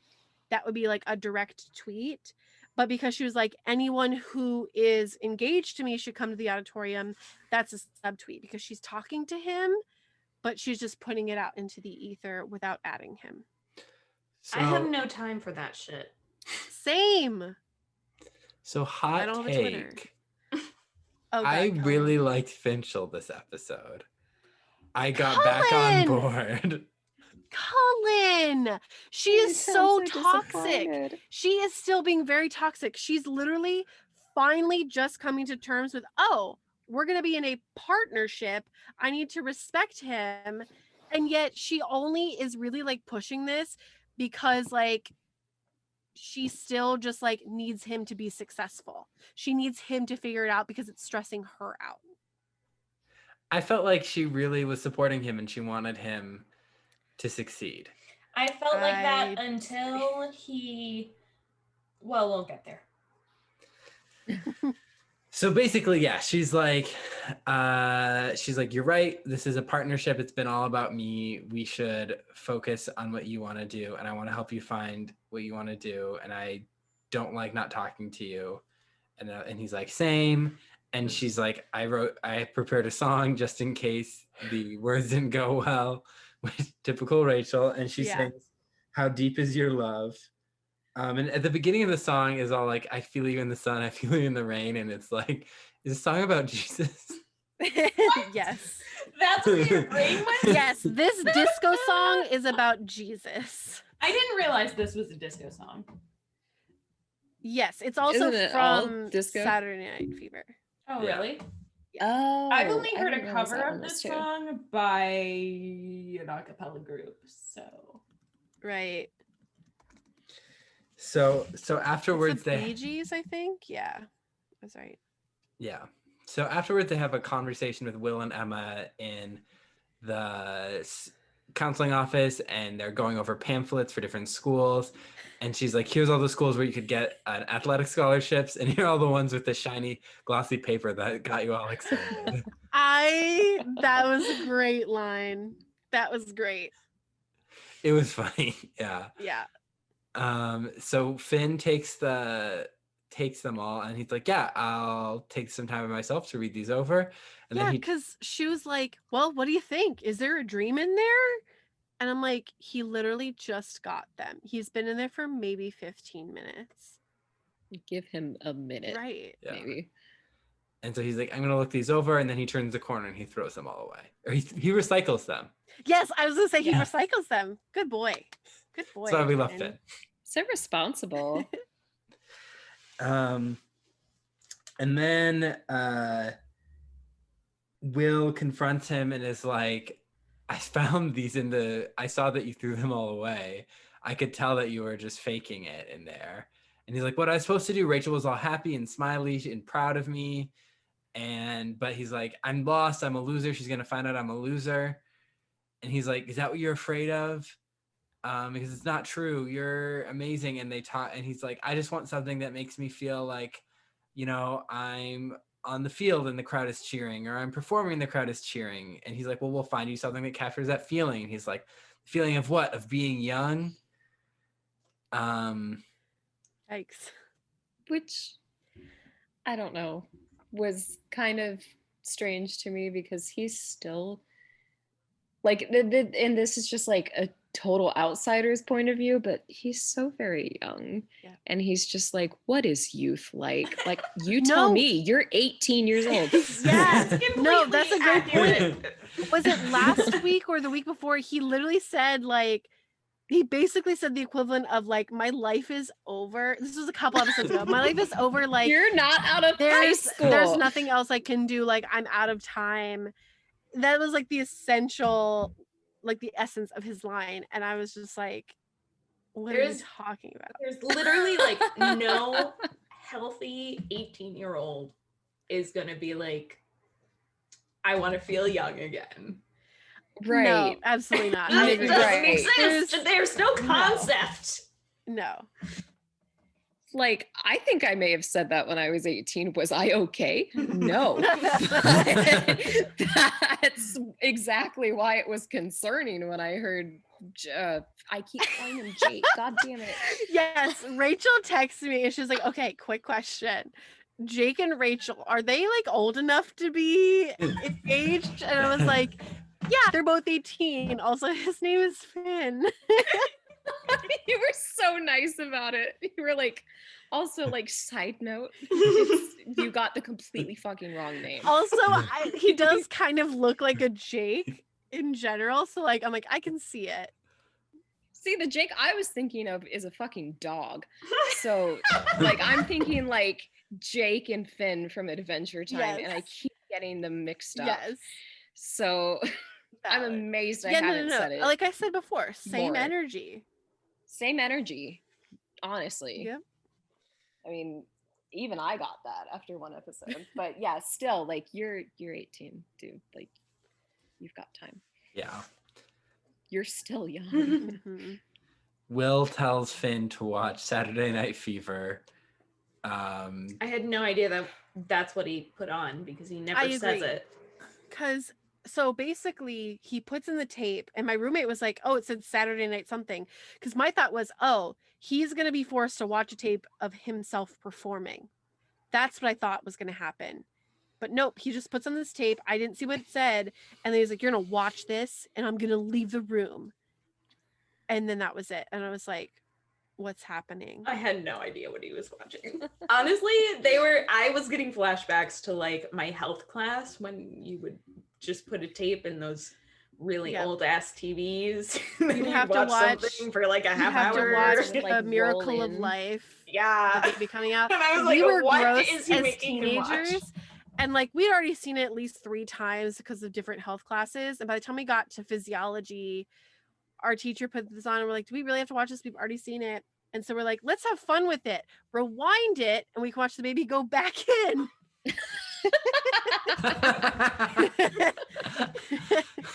That's what we did. We had to rewind it back and forth so the baby would go pop, whoop.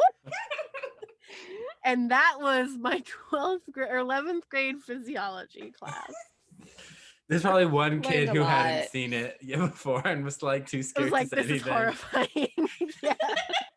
You just keep showing it over and Yeah. over. The Miracle of Life. As many times as you want to see it. Yeah.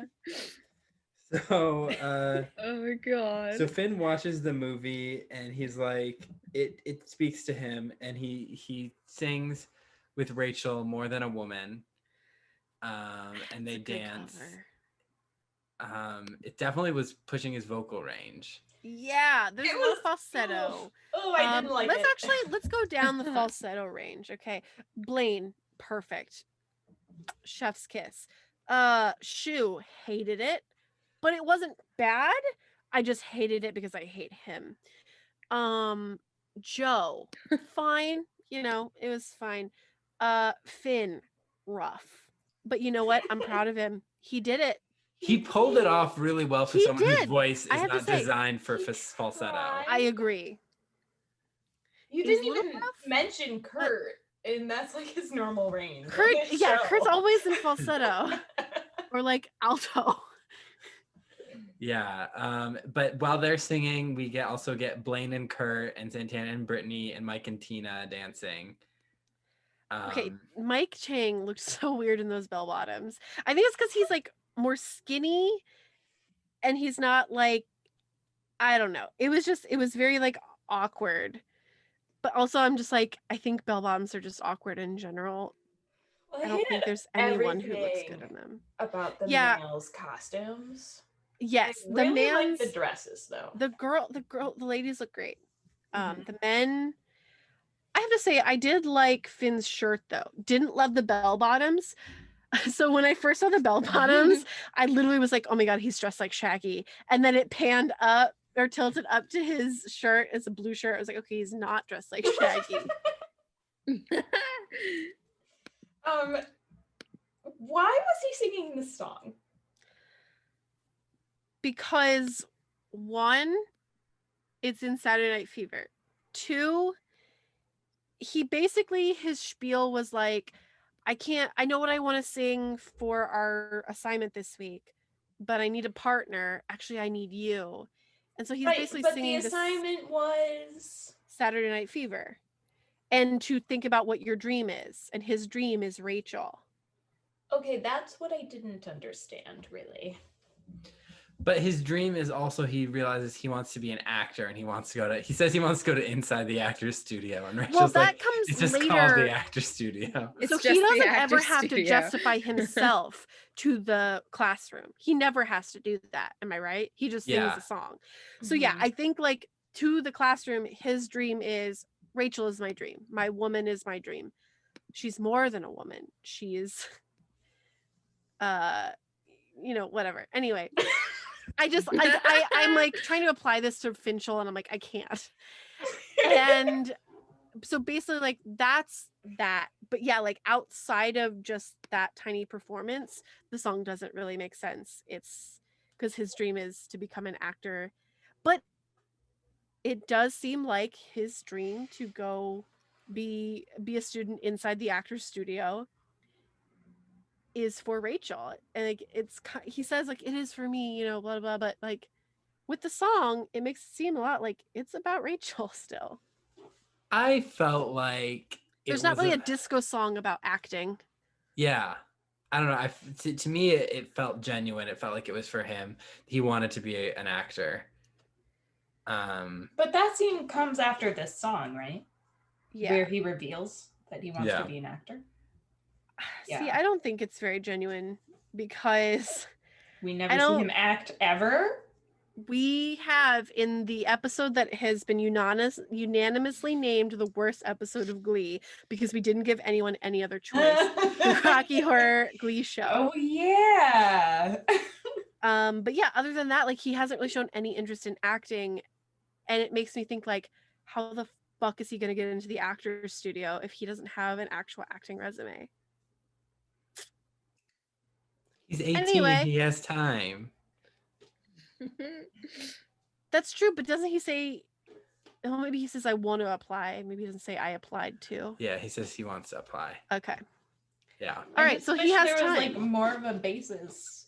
Then for he needs to him. go and start auditioning. He needs to go do community theater this summer. Yep. Something. Yeah, anyways, I really like that scene. You love Finchel. We get it. Not always, but I liked it this episode. And then so that's the end of Finn. So let's talk about Santana. Yes.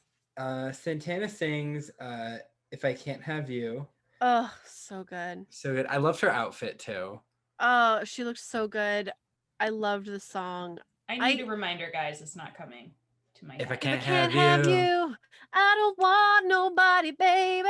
If I can't have you, yeah. That song. She's in the pantsuit, the peach-colored pantsuit with the weird scarf around her head with the 70s. Yeah, okay, it's coming back. It's so good. I really don't like the pantsuit. I also don't like the song. I think I blocked it out. Ugh, I love that song. It's such a good song. It's a love song, Alyssa. There's no discernible It's one of the beat. few non-super sexual songs. No discernible beat. Getting into like the technicals like immediately. Where we're just like, I love her pantsuit. Basically, Hannah's like, emotions! And I'm like, no. Practical. Must be practical. She's a dentist. I'm not a dentist. And I'm gay parents who don't have a job? Question mark. We don't know what they do. Yeah, Rachel's parents are gay men. We met them a couple episodes ago. You honestly But should we go don't back. know like what they do. You should go back. I don't think so. But you should go back and watch some of just their scenes because it's Jeff Goldblum. Okay. And it's good. Oh? Yeah, Jeff Goldblum. Say no. Yep. Say less. Say no more. I'm gonna take I'm back there all those already. words. Just say Right. Jeff Goldblum. I'm there. So she sings this. Just huge fan. Sorry. Okay, it's okay. So she sings this song, and then Will makes the leap of a lifetime. Oh my god, I wanted to jump through the screen and wring his neck. Okay, so here's how it goes. He's like, he's like, oh, this is a wonderful love song to Britney, but it's also your anthem about how much you want marriage equality and how you're gonna go and become a lawyer to make it happen. and we're all like, How did we did you get what? Was it? Did we watch the Was it? same show? Like, did we watch the same performance? It was literally like the only thing I got was it's a love song to Britney. Beautiful. I loved it. Where did this other stuff come from? He literally is pushing. What? He's literally putting so much pressure on these things. He's pushing these random dreams onto them. Like Santana has never talked about wanting to be a lawyer. Like Ever. Where did he get that? from his Nowhere. asshole. From his asshole. Okay, if Santana was like a smart high school student, she'd just be like, yeah, Mr. Shu, that's it exactly. Stop talking to me. And then done. Or Just she shut would it down. completely ignore him. She wouldn't even acknowledge him. Yeah, just, And she would speak right to the class. She'd be like, actually, it's about. She's like, Brittany may always be my girlfriend, and Brittany's just like, score. Yeah. Right. But fame is my mistress, and that song is all about how I can't live without my fame. And he's like, well, I'm disappointed because fame isn't something to aspire to. I say in my class full of aspiring actors. I don't understand Right? why. Why how come he can say, oh, the cream will rise to the top, Mercedes, but Santana gets shot down and be like, fame isn't something to aspire to.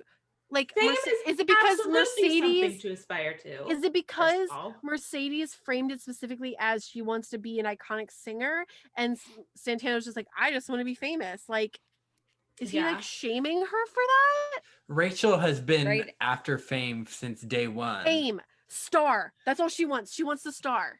She doesn't have a particular.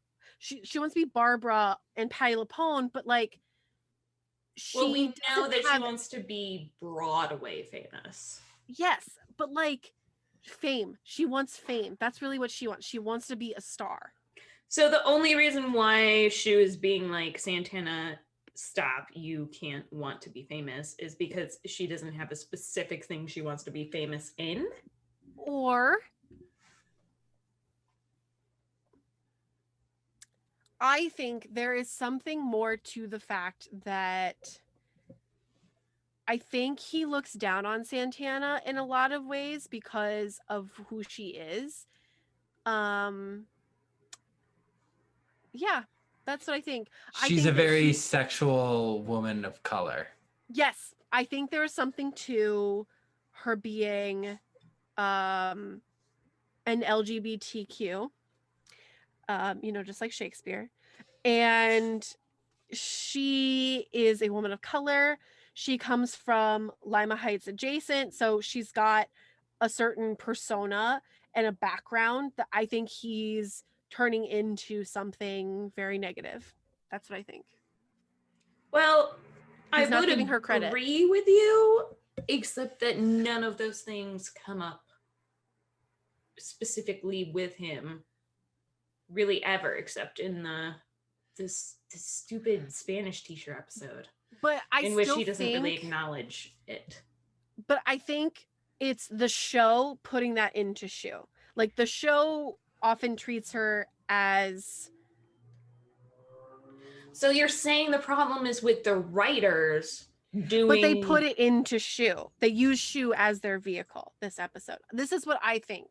I think they didn't give her a specific reason because they didn't know what to do with her. And two, I think they're making Shu be the person to be like, no, you're not going to be good enough. That's what I think. Okay, but what I'm not understanding is that, so you think this is something that the show is unintentionally doing? No. Well, I mean, I don't know if it's intentional or not. I think, well, here's why I think that there's something going on with the way they're treating Santana in this episode is because for the however many time, they have called Mercedes lazy. And like Jesse St. James called her, oh, look, the laziest person in the world or something like that. And like, it's basically playing on the lazy Black person stereotype. Right, okay, so maybe unintentional is not the correct word. I think they're trying to make Santana come off as if she's just like I feel like they're considering her trashy. So this isn't unintentional, this is more of an unconscious bias. Yes. Okay, so it is, and they're using it's an unconscious bias. Yeah. Okay. Yeah. Like that's like this whole Santana storyline made me infuriated. And because obviously it builds on Brittany doesn't quite understand what she does in these next few scenes, I don't think. I don't think she's intentionally trying to question Santana's idea of what she wants to, why she wants to be famous. But like it makes her come off. Yeah. I feel like they're trying to use like her background to make her seem trashy. I would agree. Especially the way she sort of gets punished unintentionally by Brittany. So Brittany hears that Santana just wants to be famous, and she's like, all the famous people I know have sex tapes. So she releases a sex tape that they made in private, which I guess they're both 18, so it's not, no one mentions it being child pornography. Right. And everyone's watching it, and Artie's like, 2 girls, 1 cat. It rocked my world. That's so disgusting. God. Like if you see that as a fellow student, you don't go up to the person who made it. Like No. That's also, just who would ever do that's that? That's a reference to like 2 girls, 1 cup, which is Yeah. disgusting. Like that's not even a funny joke. Like that video is horrific, and like this video doesn't seem to have any of that horrifying quality. Like they're just using it as, a play off the name, but like clearly they were just, I mean, the fact that they would like compare both of them yeah, it's weird. is not gross. a good It's gross. look at all. Yeah. And it comes off making Santana look trashy. Mhm. Yeah. But we do get shots of Lord Tubington doing household chores. In like a French maid outfit. It's like, our thick boy is back. Love Lord Tubington. And they're like, I never thought a cat unloading the dishwasher would be sexy, but you pulled it off. Oh, I don't even want to think about that. I'm just imagining a cat trying to unload a dishwasher. And Well, but like, why say that's like sexy? Like, just because it's put next to sexual images of two women, like sexualizing? No, gross. Can't. can't relate. No. And so Santana is horrified, and Brittany is all like, comes up to her in the library, and she's like, you don't need to thank me. And Santana's like, well, actually, I didn't even think of thanking you. And she's like, but I made a list for ways for you to get famous. And she pulls out a bull testicle, and she's like, I bought 2, but I got hungry on the way. It tastes just like a chicken testicle. Which means she's eaten a chicken testicle. Yeah, she's Brittany. Is that? Yeah. I feel like that's That's the best adjective. Yeah, to describe she's Brittany. Chickens She's don't Brittany. have testicles. Roosters have testicles. Oh my god, you're absolutely right. You are absolutely right. Who knows? I guess what a Brittany rooster ate is a then? male chicken, right? Yeah. Or yeah. So I guess semantics, but like Brittany would know the difference, or maybe she would. Maybe she'd have like that weird niche knowledge. Niche for Brittany, I should say. Do birds even have testicles? I thought everything was on the inside.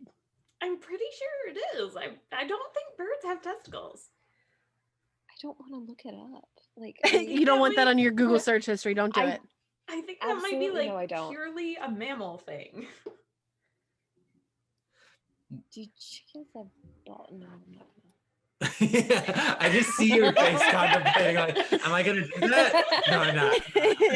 Am I gonna? We're making a pivotal choice right here. Do I or do I not? We're so close. We're so close to the end of the episode. Let's not Google the chicken testicles. I agree. I don't think I could handle it. Trying to fact check Brittany is a futile task. Anyway. Yeah, Yeah. exactly. She's like, Oh, so this is just like her? yeah, this is Yeah, just Brittany. this is what she does. If you may have Oh, noticed, God. her list was written in crayon, and most likely Yeah, oh, I misspelled because noticed. she's apparently not a good speller. Yeah. Oh my God. God! One quick thing that we do have to say though, and I guess I could have waited till the end, but now I can't wait. So when they're introducing those white suits that they're going to be the gift, she said, "I have Viennese tailors making them. It's really just Becky." She made all of them. She made all like 12 And when of we get to them. the That's end, child labor. yeah, I was like, wow, she was very busy. And then my roommate, who is a seamstress, was like, no, not one person could have made those. They were tailored to their bodies. They would have had done fittings. She's like, no. So hopefully we'll get her on the podcast. She'll love this. Yeah. So then she's like, yeah, you have to eat this, you know, if you want to be on Fear Factor. Or I could get you on what was the other show? Like not House Hunters. House Oh, hunters, the- hoarders. Yes, Hoarders. Because the way I've she seen- keeps her car. Hunters. All Yeah. you have to do is start storing your poops in your trunk. She's like, I'm not gonna do that. And she's like, You well, have then to they get could on get- hoarders. yeah.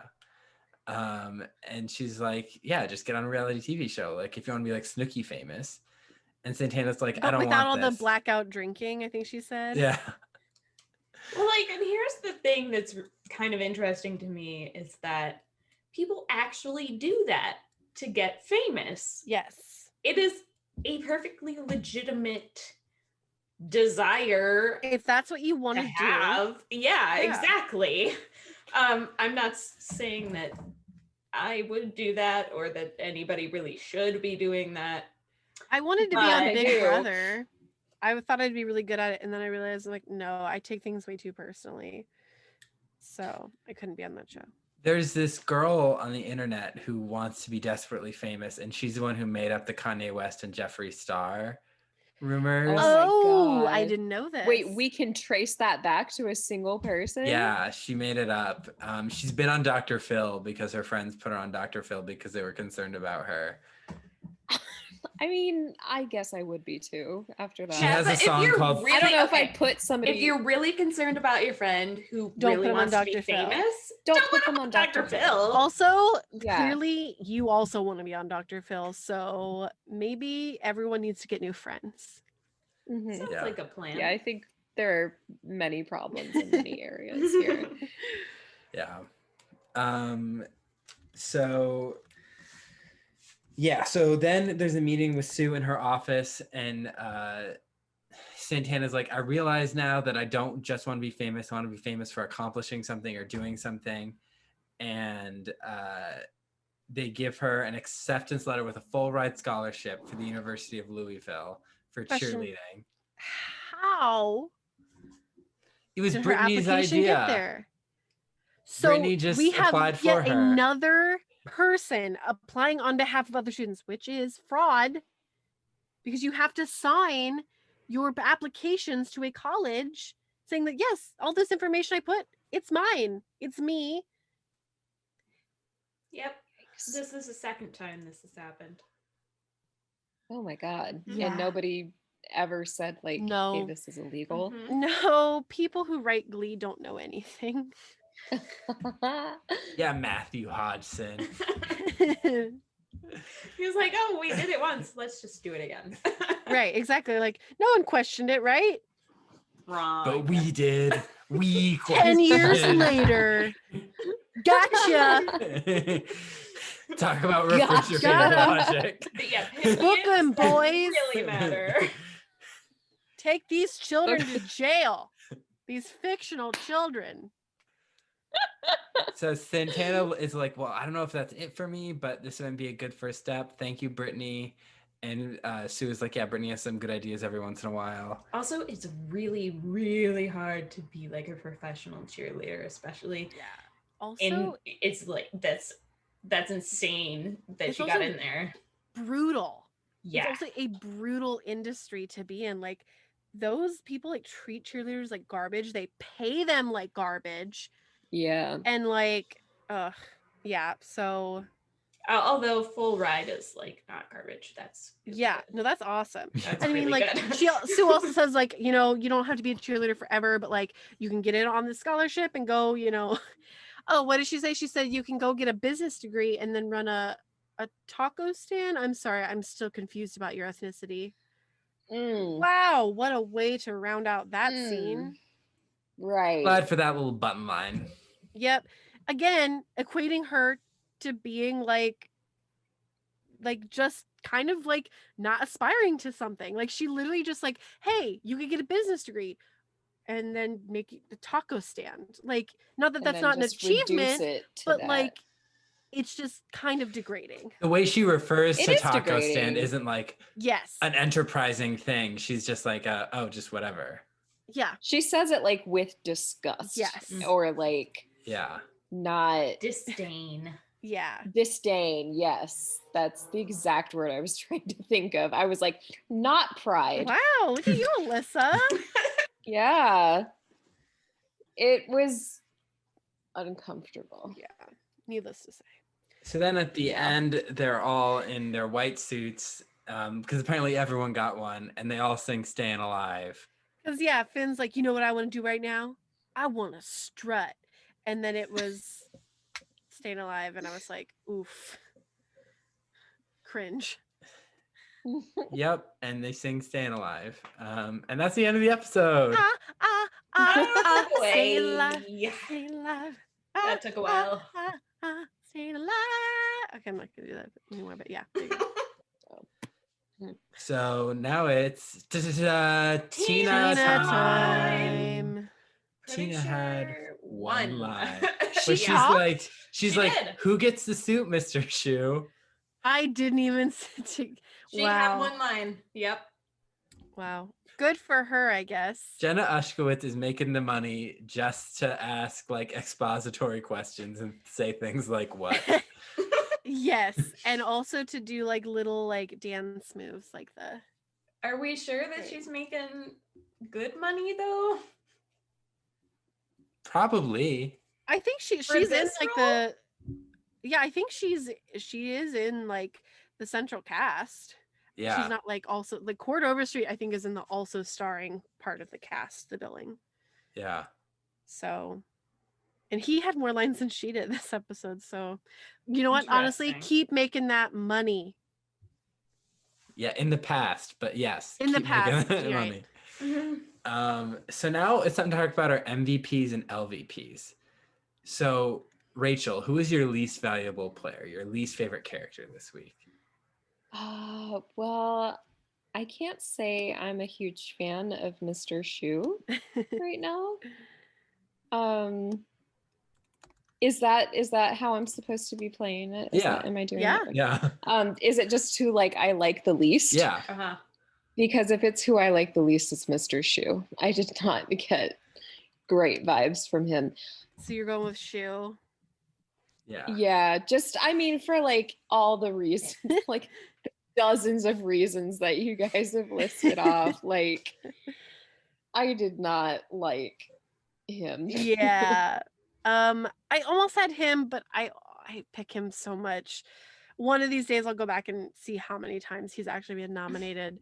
But this week I'm actually going with Sue because she is basically using Wade/Unique's identity as a weapon, like Rachel said, and risking their safety, their mental well-being.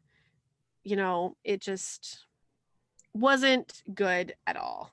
And also contradictory to her being so upset over, you know, David Karofsky a few weeks ago, where like this could very well turn into a similar situation to that if this isn't handled properly and well and supporting the student. So yeah. I was gonna go with Sue, but since you already picked Sue, I'm gonna go with Jesse because his little tantrum when Unique went on the stage was super well acted, but extremely unattractive in his character. Like, I was just kind of blown away by how narcissistic he can be and how ugly his words were when he was talking about Wade. Like, he was just a really nasty person this episode, and it really stood out because he was only in it for like 2 minutes. Yeah. I was actually surprised that when he got up in Wade's face that he wasn't going to spit like he did as King George in Hamilton. Oh my God. Yup. That's what I was waiting for. I'm gonna go with Kurt because I like Mercedes enough that I'm picking in this episode that I'm picking Kurt over her, but because Sue is always a monster, but Kurt went along with her plan to weaponize Unique's identity, and I just thought better of Kurt than going along with that. Yeah, that's valid. He can be better and he should be better. Yeah. So now, Rachel, who's your MVP, your most valuable player? I actually like changed my mind in the last 90 seconds. Perfect. Plot twist. Plot twist, yeah. Surprise. But am I allowed to say Wade? Because yeah. They're not like, wait, are they a main character or no? Listen, we have talked about, you know, outfits as MVPs. We've had inanimate pizza. objects. I think we had like a pizza slice as the most valuable player. Yeah, I think. Wow, that says a lot about the cast. Yeah, about the characters sometimes. Yeah. So honestly, you can go for anyone. I think that's a great choice. Okay, yeah, just because like I just loved that. I honestly like loved that storyline. I mean, like other than like the obviously like problematic parts with it, you know, like Miss Sue being like, we're gonna use this as a weapon to like win against the other school place. Right, it's in school. We're in school. Yeah, these are children, even though they look like full-grown adults. They are in their 30s, or late 20s, whatever. They're my age. But I just really liked Wade's part, and I just really liked Unique's part where she comes in and she's like, I walked up on, what did she say? Like, I walked up on this red carpet, or I worship the red carpet. I worship the red carpet. Yeah. Yeah. I think I think that would be my favorite for this episode. I also think there's a lot of bravery in being so young, and especially like if we're talking about 2012, like at this point, it was very, very hard for a lot of different LGBTQ plus youth to come out and be themselves. So there is a lot of bravery in one, coming to complete strangers to talk about it and to and then also to be like, no, you know what, I am going to be me. Right. Yeah, so that is a great choice. I'm definitely going to second that. I'm going to stick with what I have here, but I 100% agree with that. I'm going with Blaine for introducing the Glee Club to disco as an option, as vintage music. Thank you, Blaine. I tip my metaphorical hat. Alyssa's scowling. She is so angry at me. I can't believe you. I mean, I can believe you don't like disco, but like, my heart hurts. Ew. This It's is so like good. how you don't like Christmas music. Yeah, there we go. I guess. It I is the don't same know. thing. It's a genre of music. Maybe. It is. It's the same thing. I'm not convinced.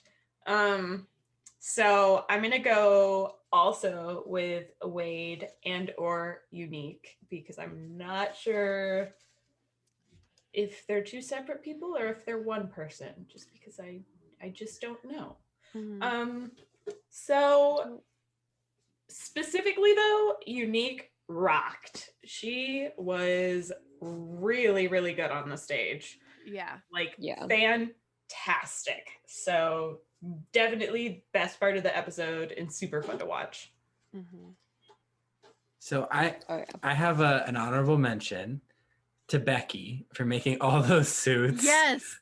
She didn't go to class. She didn't leave to go home. I don't know if she ate or went to the bathroom, but she did. She made all those Made those suits. suits. Yeah. But hot take, I was thinking Rachel. Colin. All right, Because you have every right to. because in this episode I felt like she had finally like was learning and becoming less selfish, and I was like, this is the arc that I want Rachel to have Right. that they often forget to give her. So you did genuinely see it as an arc, and I was like, I don't see this as an arc. I see this as a very lateral move. Yeah, I felt like she was learning and like being like, I want to support Finn, and She was that's learning lessons like Yeah. she used to. back in the day, back in season 1. Before she sent Sunshine to the crack house, then everything went down. I think that's where everything turned. It really is. You could probably trace through all the podcasts. Yeah. That's where Rachel became insufferable. Not you, Rachel. Character Rachel. I don't like how I was just like, I am. Thank you. Fully agree. The arc that happened in this episode actually was lateral. So it went out in front of your face like this. If you're looking at it straight on, it looks like a line. So maybe that's what it is. Like to Cullen, it looks like this. But you know, even if you're saying I'm seeing it like this, and then to me, all I see is this. Yes. This is a visual medium. Podcast listeners, I'm so glad you got to see our demonstration. So let's talk about music. So we had You Should Be Dancing, Night Fever, Disco Inferno, If I Can't Have You, Boogie Shoes, More Than a Woman, and Stand Alive. So, and I also forgot How Deep Cullen Is Your is Love. missing everything that's happening here. So are our There's a lot. listeners. Hannah's dancing. Doing the exact move that Finn did. Yeah, but arguably a little bit better. I almost said Jake. It is Finn. Yeah. It's Finn. It's Finn. Okay. But not Jake from State Farm. So Rachel, what was your least favorite song? Oh, my least favorite song? Yeah. Shit, that's hard to say because I don't remember it. What are the names of the songs again? There's You Should Be Dancing, Night Fever, Disco Inferno, If I Can't Have You, How Deep Is Your Love, Boogie Shoes, More Than a Woman, and Stan Alive. See, as somebody who loves disco, this is a hard choice. I guess the one that Rachel sang, which one was How that? Deep Is Your Love? How deep is your love? Yeah. Yeah, I mean, like, it was fine, but like, I guess out of all of the songs in the episode, that was probably my least favorite because, I mean, none of them really had like an awesome lead in. They all just kind of started like singing, but that one was especially strange to me. Yeah, I'm going with that one too. I like the song, and I think Rachel's cover is fine, but it's just like I was so over Finchel that like I couldn't even watch this number. I've never seen it and I was over Finchel. I was like, I don't care for this. Yeah, so like I think the context had something to do with it, but also like in the context of all the other songs, like this was the least fun to watch. Yeah. Yeah, that's what I thought too. I kind of felt that way about More Than a Woman. No, If I Can't Have You. Santana. Yes. I usually really like what Santana sings, but this song, I didn't like what she was wearing. I didn't like the song. It was just, it was bad. And obviously, like, I forgot about it. I forgot this scene existed. Mhm. So, gotta go with that one. I'm going with How Deep Is Your Love. Like, to me, even though I don't like disco, there is no number that stood out as like, oh, this is so cringe, or like, this is so bad to me. Like, I felt like they were good covers of all the songs, but this one was the least interesting. Mm-hmm. Yeah.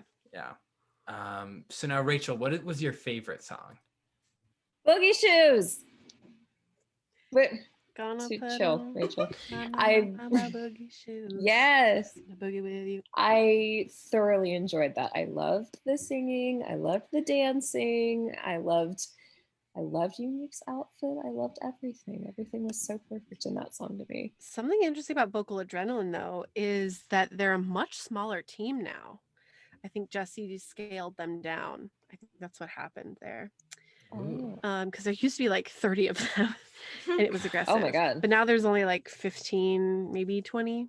Yeah. So my honorable mention is If I Can't Have You, because I love that song. I really like Santana's cover. But Boogie Shoes takes the cake. It's so good. It's so much fun, and I love that. Like that actual cover, dare I say, is better than the original. It was really, really good. So say it. I have never heard the original, and I probably never will. But Boogie Shoes also takes my vote. I'm gonna con her into listening to it. She's not gonna notice until we're almost done with the song. No, and she's gonna be so mad at me. How will I? What? It's just gonna happen. I will make it happen. Allyssa, don't think about it. You're gonna forget about this. I probably will. I'm gonna forget about this, so it's probably not gonna happen. Boogie Shoes was amazing. It was also a high point just because that was like Unique's moment to shine in the episode. So it was a really high energy song with some high energy emotional stakes at the same time, and it really just made a great story moment. Mine was Disco Inferno. Oh, yes. I liked the cover. I love Mercedes. Yeah. I thought about picking her for MVP, but then I'm like, no, she gets best song of the episode to me. Yeah. You're only giving her one thing? I had to split. Why? Because I felt torn. Okay. Yeah. That, and she did also go along with Kurt in that's being part of the Unique conning. Mm-hmm. So yeah, Disco Inferno. So that brings us to the end of our episode. Yay! Dun, dun, dun. Rachel, do you have any social medias you'd like to plug? No. I don't No, do thank you. much. I'm just happy to be here. Yay. Yes, thank you for being here. Oh. We loved it so much. You can find us on TikTok, Twitter, and Instagram. We are at Gleeboot Pod. And then you can also find us on Tumblr at gleebootpod.tumblr.com. You can find me on Instagram and TikTok at yourboyryan99. You can find me on YouTube at yourboyryan. And you can follow me on Instagram if you want to. You don't have to, but you probably should. At a.m.swearingen, SWEARINGEN. Follow. Yay. So once again, Rachel, thank you so much for coming on. Thank you for having me. This was so much fun. Oh my God. Yay. And I learned a lot about the world of Glee today. I am sure that you did. I learned so much. Part of me oh my wants God. to give you like the Power of Madonna episode and the Glee, Rocky Horror Glee show, just so you can see like some of the worst of Glee. I just, You know what? Maybe I should make it a side project. I mean, Yeah. you could, but I just want to remind you that you should be very happy you're a guest on the show. Instead of like a regular, like Yeah, a Yeah, regular having to put contributor. myself through it every week. Yeah. God bless you. I look forward to All of watching you. Glee every week. Oh, Cullen. Such I a pain appreciate smile. But I do. It's like, ooh, it's exciting. I look forward to talking with you guys. I do Yes. not look forward to I look watching forward to expressing my angry opinions. Glee. Well, tune in next week to hear even more angry opinions. Yay! Actually, it might be a little sad next week. Don't spoil. No Oh. spoils. I'm a lay person. I've never seen the know. entire series. But I do have to say, there was a mention, might have to do with Oh. the future episode. But in this episode, Mercedes was like, I want to be like Whitney, rest her soul. Because this past episode we just did just came out like right after she had passed, Whitney Houston. So Yeah. a little important tidbit there to remember. So on Anyway. that note, tune in next week. Bye. Bye. Bye.